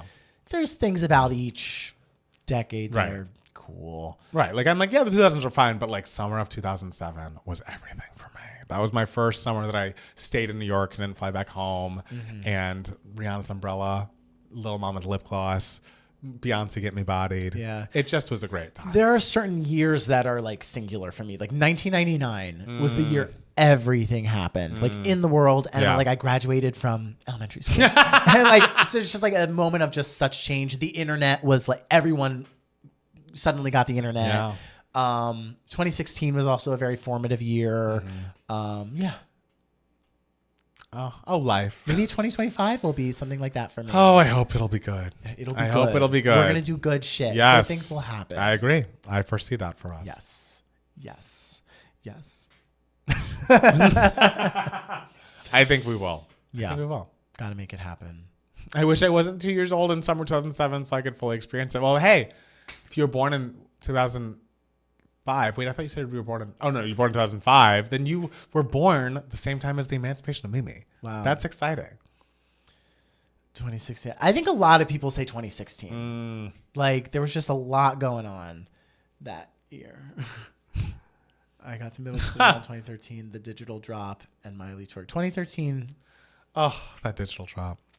that was a time. I mean, there's a video about it. Y'all sound scared. Yes, because you never know. Oh, I didn't talk about my thoughts on Beyonce's Oh, okay. theories on Remind that. All Remind right. us to talk about that after the break. Sure. So many things to talk about that we just forgot. I mean, I don't care enough to talk about it. It'll be what it's gonna be. Okay. And when it actually happens, then I'll have something to say Okay, about great. it. I think we'll plan ahead. We'll plan ahead for that. Yeah.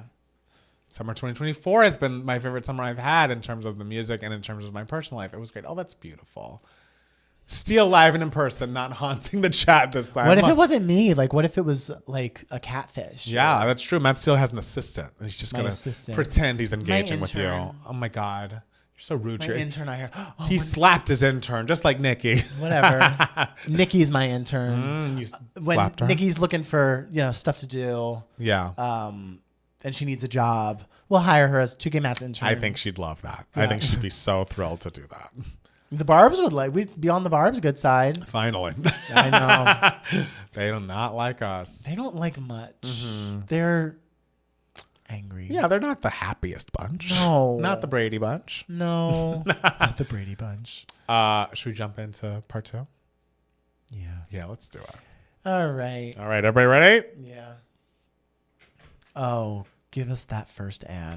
Guys. Of 2025. First ad of 2025, guys. If you really enjoy us, go to patreon.com/2gaymats so you can get extra bonus content from us very regularly. You can join the Discord and chit chat with us all the live long day and meet friends you haven't met yet who are as pop culture obsessed as you are. I promise you they're probably just chit chatting about the Golden Globes back and forth, not listening to us at all right now. And we love that for them. But you know what? The Golden Globes are all, they're not paying attention to like what's happening on stage. That's true. When I watch the Golden Globes, I'm always shocked at how much clamoring I hear from the audience as someone is trying to talk. And I'm just Right. like, will y'all shut up? I know. Because I'm glued to my TV. If I was in the room, I would be quiet while people were talking. But in between things when people are walking on and off. Oh, well, chit chat. We can chit chat, have a drink. Oh, with commercial breaks. Yeah, exactly. Knowing me, though, I would be in the commercial break just sitting there, just like waiting for it to begin again. Also, another ad. If you want to go to shop2gamemats.com and get merchandise from us, you should absolutely do that. And if you really want to support us but don't have the means to do it financially, go to your Apple Podcast or your Spotify. Leave us a 5-star rating or review. We do only accept 5 stars. If you have any criticism, you've got keep them to yourself. That would help so much. We love doing the podcast and want to make sure as many eyes and ears get to see and hear it as possible. And Matt Steele, what section of the podcast are we in? We are on Giving Me... Nope. No? we are on Email My Heart. Yes. Oh, God, I haven't done this in so long, I can't even host a podcast anymore.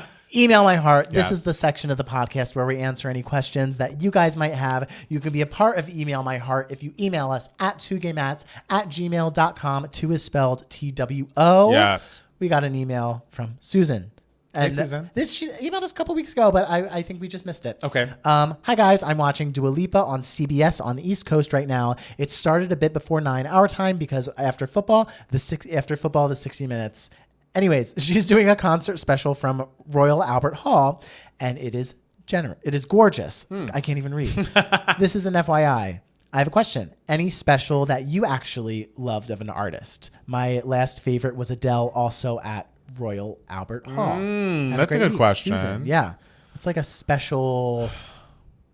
I'm trying to think of one that I remember really that Lady loved. Gaga Thanksgiving special? Oh, that was with so the Muppets wild. That was during Art Pop era. That was so wild. Art Pop era was everything. A special moment. And yet in nothing. time. Like it was a moment in time. Yes, I remember Kelly Clarkson around the release of her second Christmas album had a Christmas special that included some guests, including Ariana Grande. They sang "Santa, Can You Hear Me" together. I thought that was really good. Obviously, I'm a Mariah Carey 1996 Tokyo Dome person, so if you ever get a chance to watch that, that is a special. I mean, it's just a full concert, but it's special to me. I remember you watching that when I first moved in with you, and you just watching that like on our TV and just seeing it and just being in awe of how she was just bouncing around the stage, like singing her ass on, and just being like, this is not human behavior. And this is how like good you sound at the end of the show, and she's just belting out "Anytime You Need a Friend" dance mix,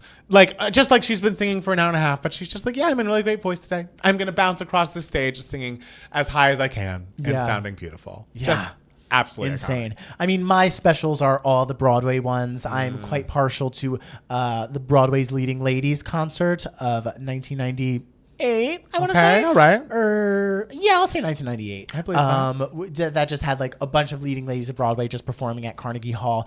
But guys, the greatest night of show business was the Hey Mr. Producer concert that happened in London in 1998. It celebrated all of Cameron Mackintosh's productions. He's a big producer, musical theater producer in London. He's the man who's responsible for things like Les Mis, Cats, Phantom of the Opera, like the big shows of like the 80s and 90s and stuff like that. And so it was just a giant, and even small shows as well, like Little Shop of Horrors. Right. Like that he just gave us so much, and so it's all of these giant shows like performing these numbers from these shows and these hugely famous legendary Broadway performers both from Broadway and the West End. It's literally like a 3-hour concert, and it's the greatest. It was the greatest night in show business. Truly, if you want to know anything about musical theater, you have to watch this concert. Hey, Mr. Producer. I've been trying to get Matt Palmer to watch it for years, but it's a commitment. It's long. It's long, right? But God, it's so worth it. Okay. God. Ooh, they're just recreating these incredible moments, like original stagings from shows and current shows. It's just so fantastic. I love that. Yeah. So we got 2 other emails that are both wondering what to do when you hit 30. No. So we did that. So I'll, I guess, like read them both. Okay. And because they're both kind of similar topics. Yes. One says, turning 30. Hi, Matt. Here goes. I'm sorry if this is long. I turned 30 last October, but even years before I had this feeling that I'm not doing enough with my life. Feel like I'm behind schedule with everything in comparison with everyone when I went to college.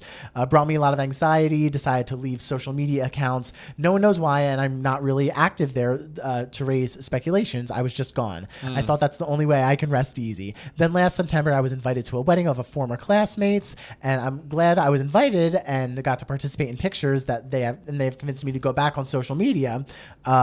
Everyone was tagged, so I visited each of the accounts, and the feeling is back. And since then, I would not leave even after deleting Instagram. It would not leave even after deleting Instagram. Everyone is happy. I'm happy for them, and everyone has a life. But I'm here wasting away. You're not wasting away. Get out of here. I even bought a house 2 weeks ago to feel like an adult, but I still can't get the feeling away. I know I can do whatever I want, but nothing outside interests me. I've never been in a serious relationship before, and have been single for a long time. I feel like I've been taking care of myself for so long that I isolated myself for the worse. I can't even rest in the bubble I created. Did you have the same feelings when the both of you turned 30? How did you get out of it? I want this feeling to leave me in this coming year. Thank you for the sprinkle of joy you present me every time. And this other one is also about turning 30, saying, I have no friends, no one to hang out with. Text just my mom, which sounds so bad. I used to have friends, but I was always that person that reached out. If not, we wouldn't talk. When I realized that I just didn't message my friends, just wanting to see if anyone would reach out to me, and they never did, so no more friends. I work from home, and I also go to school online, so there's no way for me to make friends that way, and I'm such an introverted person, but one of my goals this year is to really get out of my head and try to make some friends. I'm almost 30, and it seems even harder now to make friends. Do you guys have any advice on how I can branch out and make friends this year?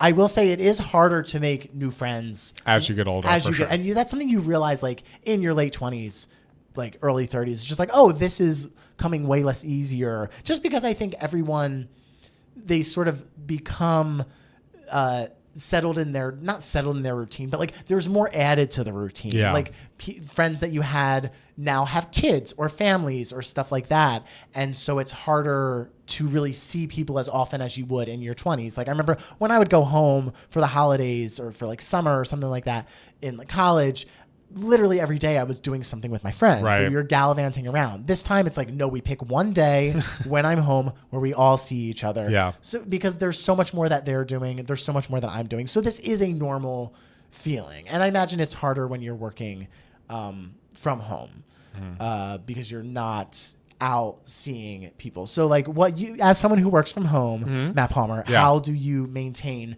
the feelings of like staying social? Well, for me, it's like staying social to me is like I have friends that are, you know, the number's not as huge as it used to be of like people that I see regularly, but it's like I kind of have to make sure I make those plans. Like even if it becomes a bit of a regular thing, like I have friends that I'm like, oh, we should just go on walks every Saturday morning, kind of build into a routine, because that is something that like is easier to keep up than being like trying to pop in, like fit into everyone's schedule. If it's like, okay, we know that we're free these days during the week, this time during the week, let's just make this something that we do every week. That is, I think, a good way to start. If you're branching out to reach friends, I feel like I've probably said this a lot. I've done this as far as like joining gay kickball leagues. There are activities out there that people do just like socially, community building wise, just like people want friends. Like that when you go to these things that are like little meetup things, I don't know if the website Meetup is still around, but if it is, there are like hiking groups or like, you know, softball groups, kickball groups. There are ways that people have the activities to get together, and the activity is really just a front for like the friendships that they're looking to make.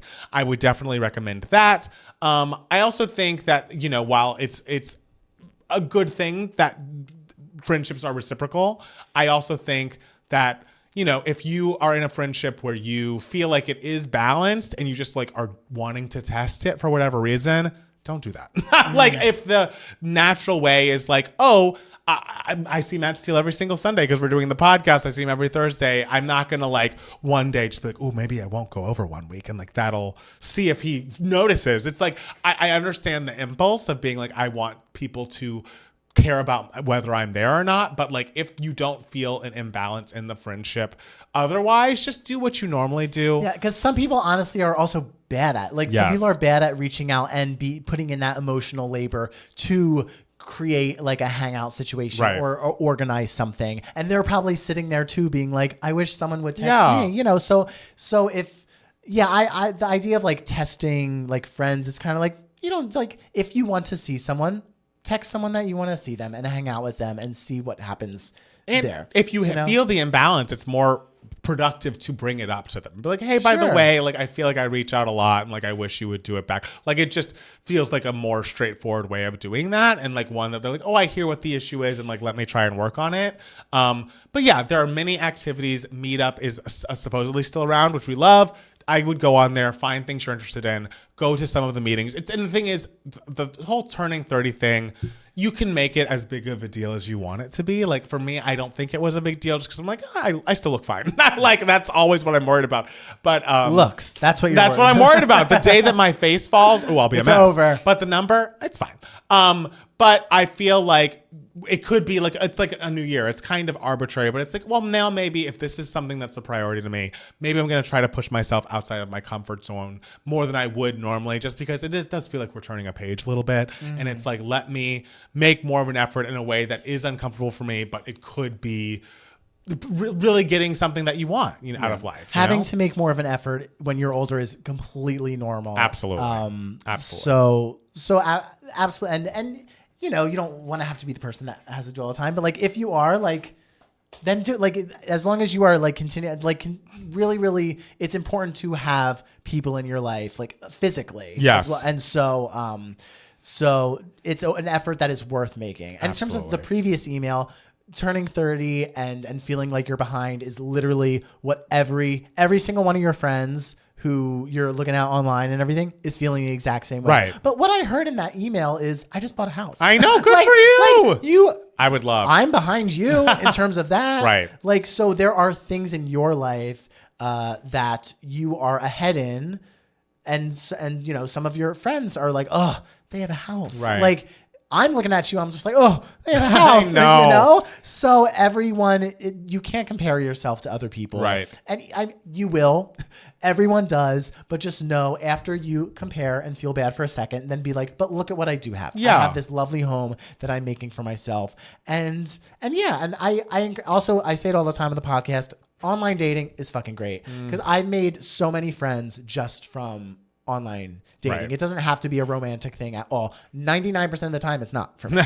It's just great to just meet people and to, even if I go on a date and never see them again, it's great to just like have a dinner with someone and chat with them. Even if they're end up being a little boring. Right. It's like, well, at least I met someone. Totally. So And one other thing about that first email is, and you know this logically, but maybe it's helpful to hear it. Everyone is only posting their highlight reels on Instagram. So I think it was a good idea to delete the app. The feeling will go away in time. If you just feel like, oh, having this app just like is bad for my mental health, and like social media is bad for a lot of our mental health, that means it's not a bad thing to delete it and then focus on like, okay, what are the steps I can take to build my social circle, to just like build my life in a way that I want to? Because again, you have a house, you could host game nights, invite people over, like you have the space for it. I think there's a way that you can make the life you want, and comparing yourself, why it's completely natural, isn't really taking those steps forward. So like maybe trying to put as much time and energy into like, okay, do I want to go on Meetup today? Do I want to invite people over? How can I build my social calendar? And then I promise things will just come naturally once you do it. You know? yeah. Okay, one thing that we discussed over the break that I don't want to forget about is our lovely patron Austin had added a poll to our Two Gay Mats Patreon that we posted up there, I think on December 24th, where we were going over all the music of the year, and we wanted to hear from the Cathys, the patrons who are on patreon.com/2gaymats and are at the $5 tier or higher, and they wanted to vote on like what the Cathys found to be the best album of the year and the best song of the year. Are you ready to hear the results? I'm ready to hear the results. There were a lot of like musical theater things on here, which I was very excited to see. I just burped. Oh my God. Wow. Did y'all burped on hear the that? mic. I heard it. Oh no. Oh my I'm so sorry. It gosh. just came up. That's okay. So there were many nominees. Everyone could put in whatever they wanted in their first round of like who wants to be nominated. Then I think Austin whittled the list down. I'm going to just read the top 5 songs and top 5 albums of the year according to the Cathys. According to the Cathys. Number 5, a lime green lady. That's for all of y'all, and maybe not for us. Miss Charlie XCX Yes. with Brat. Number 4, which is surprising because we have a large number of this person's fans in our Discord. But number 4, The Tortured Poets Department by Miss Taylor Swift. Okay. I believe there was a moment where she was in the lead, but she was passed by 3 artists who, spoiler, are women. Shocker. Number 3, the chanteuse of small stature herself, Miss Sabrina Carpenter with Short and Sweet. Number 2, an album that was not nominated for Album of the Year, to the chagrin, I guess, of the Cathys, absolutely. Number 2 goes to Ariana Grande's Eternal Sunshine. Damn. And then number 1, an artist that we've discussed today, we'll be discussing after we turn this camera off. I just heard all the listeners being like, yes, move along. Cowboy Carter by Beyonce is the album of the year for the Cathys. So congrats to Beyonce. Congrats to Beyonce. Who needs a Grammy at this point? I know this is our album of the year. Absolutely. Number 5, as far as the top 5 songs go, I'm so happy about. It is a song by certain Miss Cynthia Erivo entitled "The Wizard and I." Yes, The Wizard and I. Yes, it is my most played song of the past 2 months. I'm positive about it. Excellent, excellent, excellent. Number 4 is a little coffee from the Espresso Chanteuse. Sabrina Carpenter's Espresso, number 4. We love that. Number 3 is a great highlight from that number 4 album we discussed above. It is a great song that should have been the first track on the album. Some would say The Black Dog by Taylor Swift. Oh, I'm so happy that made it into the top 5. That was my voting. Number 3, congratulations. Yeah. Number 2 is, I believe, your number 1 song of the year. Oh, God. It is by Miss Ariana Grande herself.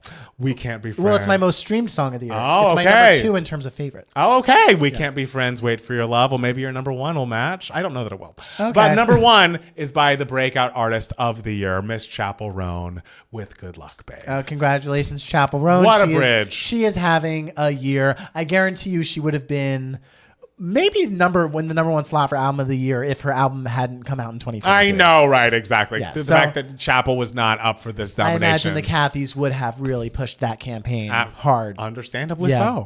so. Okay, so I actually have a 2 gay minutes this week. Oh, let me I get don't my remember- timer. Okay, ladies and gentlemen, this is 2 gay minutes. This is the section of the podcast where one of the Matts rambles about something the other Matt doesn't give a shit about for 2 minutes and 2 minutes only. Not only usually. Sometimes it goes over, but Yes. these rules aren't real. Right. It's fine. Okay, so let me get my handy dandy stopwatch. And I just ready. need to get this out because it has really been flooding my FYP and I have so many feelings and I know you won't care. Your FYP. My For You page on TikTok. Oh, That's what the FYP is, yeah. Oh, are you like on TikTok? I'm not more? on it, but I've been seeing this a lot. The fact that I don't even know what I these know terms are, how you have disconnected 31,000 followers on TikTok with 2 gay mats, and you're like, what is an FYP? we have to. Yes, I know, but you are part of we. Yeah, but you cultivated that shit. Let's get real. You do all the TikToks. But okay, Yes. Are you ready to start? Yes. Ready, set, go. This one is for my Bravo girlies out there. I believe that there have been 3 major it girls in the Bravo universe ever. I believe it started with Bethany. I think a rule of being an it girl is you have to be single at the time and kind of scrappy and people can see themselves in you. Number 1 was Bethany. Number 2 was Stassi. And number 3 is Paige Zasorbo from Summer House. She has her own podcast with Hannah Berner, a Summer House alum, called Giggly Squad that has actually become really big. She's now on tour. They're touring theaters of 3,000 people and larger with Giggly Squad. And she has been dating Craig Conover from Southern Charm. They were dating for 3 years and just before, I think just after the holidays, it came out. Paige went on Giggly Squad to announce that she and Craig are no longer together. Craig and she are literally the most beautiful couple you will ever see. He is this Southern gentleman who has been really building a life for himself in Charleston, but Paige is on Summer House. She lives in New York City. She's building this brand of her own. They had been doing long distance for these past 3 years, but it was always is Paige going to move to Charleston? Is Craig going to move to New York? I don't know, but the fact of the matter is Craig wanted a wife. Craig was ready to settle down, have kids. He's building this dream home, keeping her in mind for every decision that's made. And people, the audience, the thing is, there's a little bit of internal misogyny when this happened because people are like, how dare Paige waste his time? How dare Paige spend all this time and not marry him? And it's Paige is finding and building a life of her own. She is allowed to build the life she wants at 32. People tell women, you have to make this decision for yourself. You better hang it up. It's time to have babies. And it's her career is just starting. She shouldn't have to hang it up. just because she's reaching a certain age and people are so concerned with her biological clock. And it's like, guys, you don't know this woman. You don't know if she has frozen her eggs. And you also can see that she's building up so much. Craig has grown a lot because of being with Paige, and the fact that they're no longer together does break me up inside, but leave Paige alone because she is allowed to make decisions for her own life, even if you find Craig attractive. Period. And put a period on that. That's it. That is 2 minutes. Oh, ended it right at 1:59. I love that. 0.99. I just think it is wild that people are pissed at Paige for ending a relationship she no longer wanted to be in. Sure. She is finding so much success on her own. She doesn't want to move to Charleston and start having babies right now because her podcast is blowing up in a very real way, like eclipsing Summer House. I am thrilled for her. It is sad because they did look great together, and I think they both seem like nice people. All right, well, Paige has more time now that she doesn't have a boyfriend. Let's collab. That's the Two thing. Mats and Paige. Yes, and Giggly Squad. That's Giggly their podcast. Squad. Oh, yes. it's another person Yes, there with her. yes, Hannah, who is also in Summer We House. love Hannah. Yes, Hannah. and Hannah has a Netflix special now. They're doing great. All I'm saying is they're blowing up. They're doing great, and I'm sad the relationship's over. But justice for Paige. New people come into our lives. Yes. It's wonderful experiencing new people. So I'm I excited know. for the journey. That's the beginning of For Good, isn't it? Come into our lives for a reason or whatever. What? People say that they come into our lives for a reason. Bringing something we haven't. Yeah, exactly. So that's Paige and Craig. Paige and Craig. For good. For Good. Matt Steele. Yes. We are now on to Giving Me Moments. This is the section of the podcast where we talk about some media that we have consumed that has been giving us moments, giving us life. And Matt Steele. Yes. What has been giving you moments, darling? So on an airplane, I did a thing I never like to do, and that is like take a flight that I'm awake for. I love a middle of the night flight where I just sleep, wake up, and I'm in wherever I need to be. Love that. I know, but this time it didn't end up working, and so I had to be awake. I'm happy that I had a airplane with like movies available. Yes. And so I watched a couple movies, movies that I did not get to see in the cinemas when they were in theaters. One is called A Different Man, and it's starring Sebastian Stan. It's directed by Aaron Schimberg, and I didn't know much about this movie. I had only seen like a couple pictures, and I know it won like some critics awards and everything. So I was really kind of going into it blind.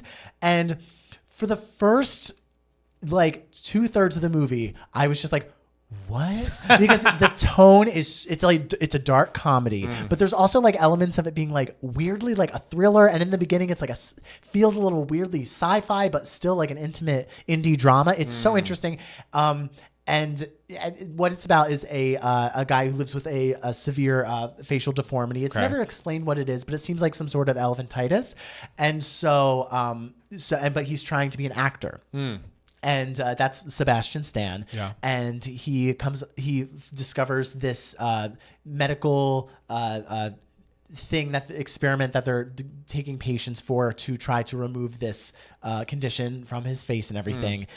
He ends up getting it done, and he essentially just sort of like abandons his life, becomes a new person, like leaves his identity.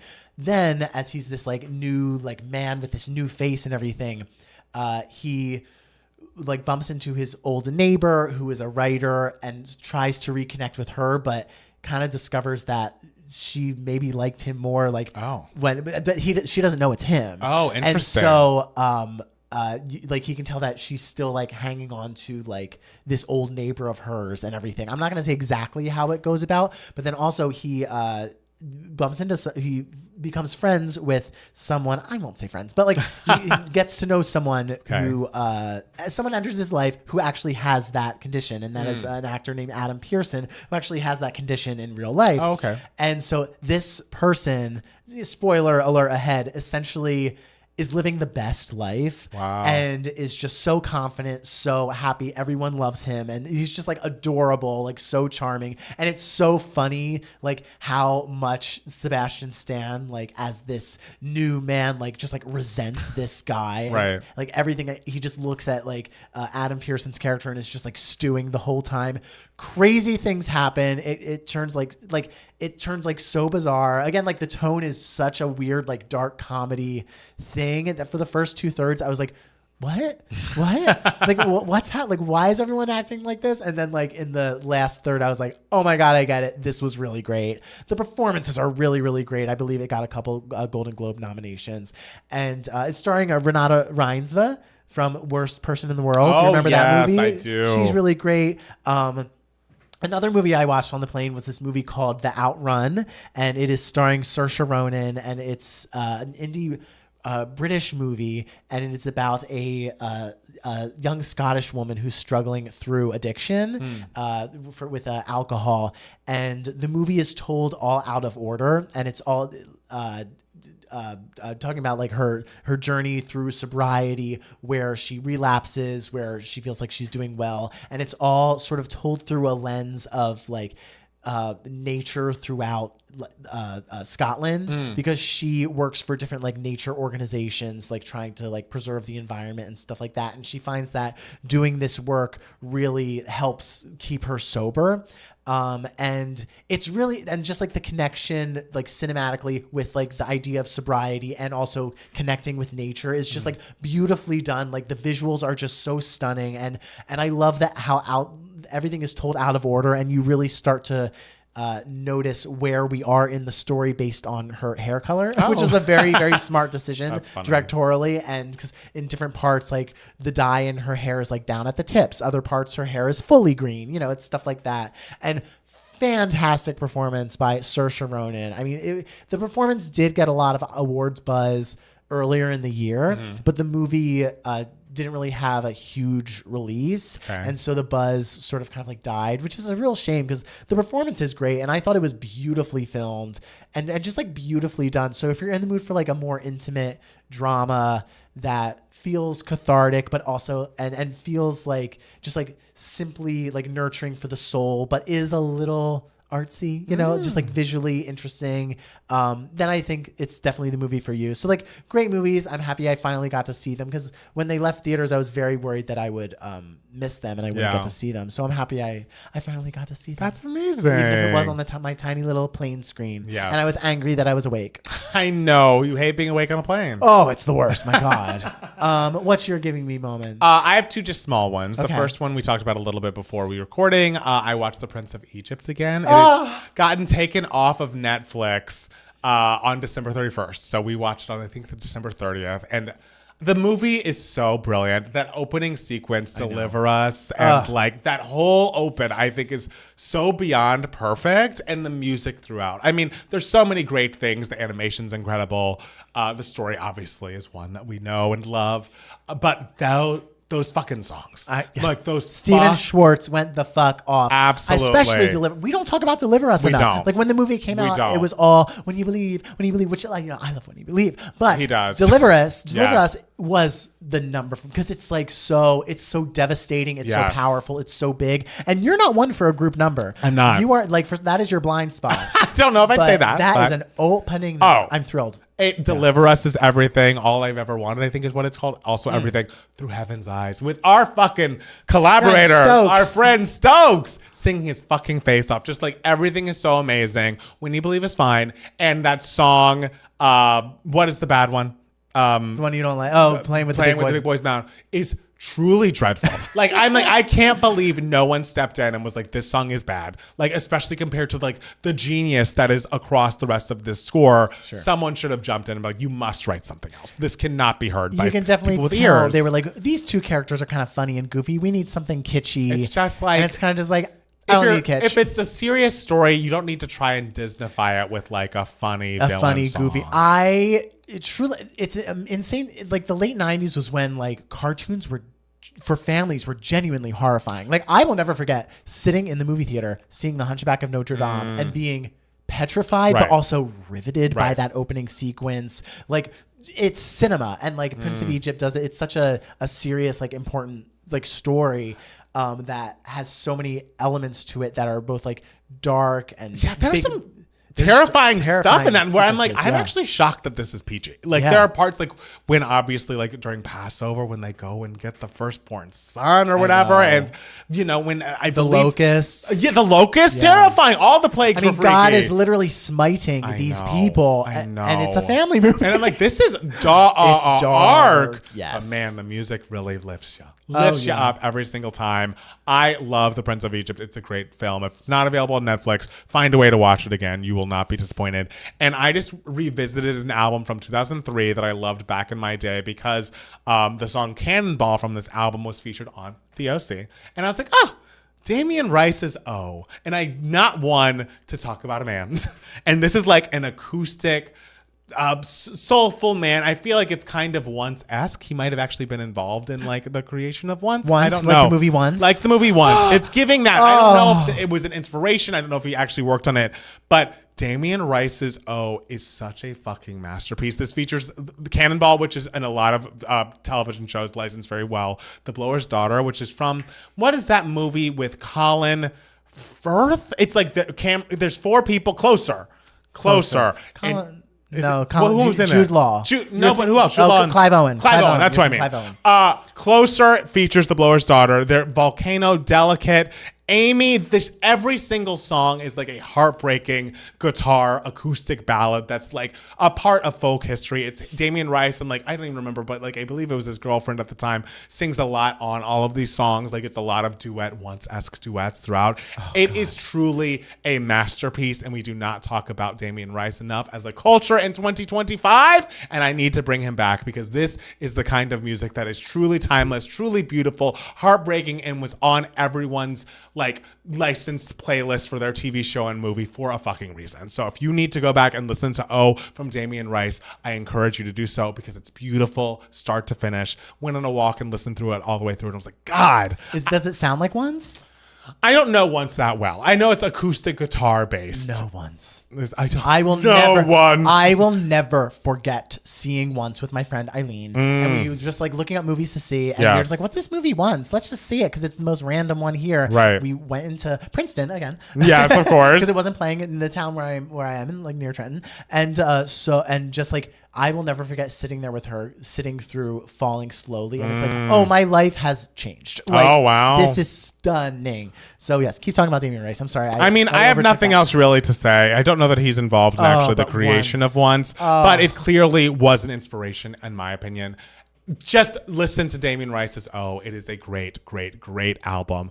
It's just one that you can like fall asleep to, but also if you are awake and listening like Matt Steele on the plane, you can find so much beauty in every moment. Like it's gorgeous, melodically, lyrically, heartbreaking, just stunning, stunning stuff. Justice for Damien Rice. Justice for Damien Rice. All right. Oh, guys. First one of 2025. I know. Knocked it out. We really knocked it out of the park. Knocked it out of the park. We really did. God. Is there anything else you want to tell the people, Matt Steele? No. I don't think so. That we knocked it out of the park. When you knock it out of the park, there's nothing else to say. Nothing else afterwards. to say. Just we appreciate you. Yeah, we got to record a reaction to Beyonce's halftime. The Beyonce Bowl. That's what we're going to do after this. And yeah, so thank you so much for listening. And we'll be back soon with more 2 Gay Mats, the podcast. Bye. Bye. Good job. Dude, we did it. Yes, Damien Rice was brilliant. And The Blower's Daughter is such a heartbreaking, haunting, timeless song. What a time that was. Y'all did great. Thank you. Oh, yes. I'm so glad people know Damien Rice. Tomorrow's January 6th. I know. And it's a Monday. Like, there's nothing good is happening tomorrow. Nothing good. I don't have that many meetings on my calendar, which I love. That's good. Oh, I hate Monday night shifts are the fucking worst. If you had to choose a day shift or a night shift, which would you choose? At this point, day shifts. Yeah. Okay. Night shifts have gotten to be annoying. Why? Just like so many people? It's because also like day shift, it's like when you're done, you're like, oh, I can just leave. Yeah. But like night shift, it's like, oh, when I'm done, I have to then break down the restaurant. Sucks. So there's like that. You're anticipating that right on top of it, and like, that's not fun. It's not, and I have to mop the floor of the restaurant. Ooh.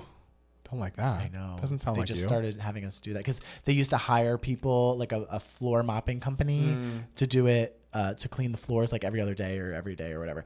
And then to cut back, the company has just been like, oh, well, the servers can do it, but we won't pay them extra to do it. Oh, and so it's interesting. like, oh, great. Have either of you seen the new Jesse Eisenberg movie? Yes, A Real Pain. It's great. You saw it. Yeah. How should I think I want to see that one. I'm like trying to get the list of like movies I want to see, like Oscar films that I want to. Yeah, that's you got to see Anora. You got to see Sing Sing. You got to see Sing Sing. They get nominated for any Golden Globes? No, Sing Sing got totally shut off rude. the Globes, except for Coleman Domingo. But it was like shocking. It was like, oh, that is shocking. I thought this would play well for the Globes, but Sing Sing's having a little bit of a push now, so I feel like it'll do pretty well Oscar nomination Okay, wise. that's good. When are those nominations coming out? The Oscars? Oh, I forgot. I should know this day. I know they're coming out on a Friday or something this year. Weird. So they're usually out on like a Tuesday or Let's see. Thursday. But are you guys gonna Oscar. react to the Beyonce NFL performance? We are, yes. Record that now. We're gonna record that now. Yeah. Yeah. Friday, January 17th. Friday. That's weird. It's weird. Yeah, 17th. Okay. Well, get pumped. Is It's gonna be a Zendaya big- engaged or married? Because the ring is on her wedding hand. Oh, Okay. I didn't know. Congrats to them. Congrats. Is Nosferatu eligible? It is. I've not seen it yet, though. I think I'm seeing that with Ryan Bartley. Oh, nice. Tell me, say hi. Okay. January 14th. Hint from Beyonce. Tour. Gonna be a tour. We'll see. We'll talk about it. We'll talk about it next podcast. We'll be out. No, it won't. Next podcast, it'll be before the 14th. Oh, yes, it will. We'll be Just before, got 'cause back it's- from watching the Golden Globes. No spoilers. Yes, don't tell us. Don't tell Don't us. tell us. Even Well, though we can say bye. Because we We can gotta say watch. bye. We gotta watch that thing. So that's gonna take a second. I did get a text from Corey saying, "I'm not sending you a spoiler, but so I'm assuming a movie he hated won something big." There are Queer. there are two movies our friend Corey hated this year, and I assume one of them won. Did you hate them too? No, Oh, okay, great. I liked them Great. for the most part. Yeah, I like the idea that it's a Pepsi ad. No, that what's a Pepsi ad? that the Beyonce January 14th thing is a Pepsi ad. Oh, because God. that's what Janie's worried about. I'm like, it's not gonna be that. No. We We're don't done. do that anymore. Beyonce, I don't think she does Pepsi feel anymore. like she does, the no. thing is, like, Beyonce, I know. Pepsi's like something you do when it's like, oh, I'm trying to establish myself Right. as the best and biggest. Beyonce just is the best and I biggest. know. She literally doesn't have to do anything. I know she Like- does that. Oh, our queen. All right, guys, we're gonna go check in with her actually. Yeah, But we love you. we love you. And thank you for coming back. Big Brazil so surprised at the golden. Oh, well, I I don't know what that means. did. Guys, we gotta go. Did We'll see you later. What's the did thought? Fernanda Torres win leading actress in a drama? We gotta go. You don't want to hear that if that happened. You don't want to hear that this way. Whatever, but We still, love you. I can't wait to watch. Like that's wow.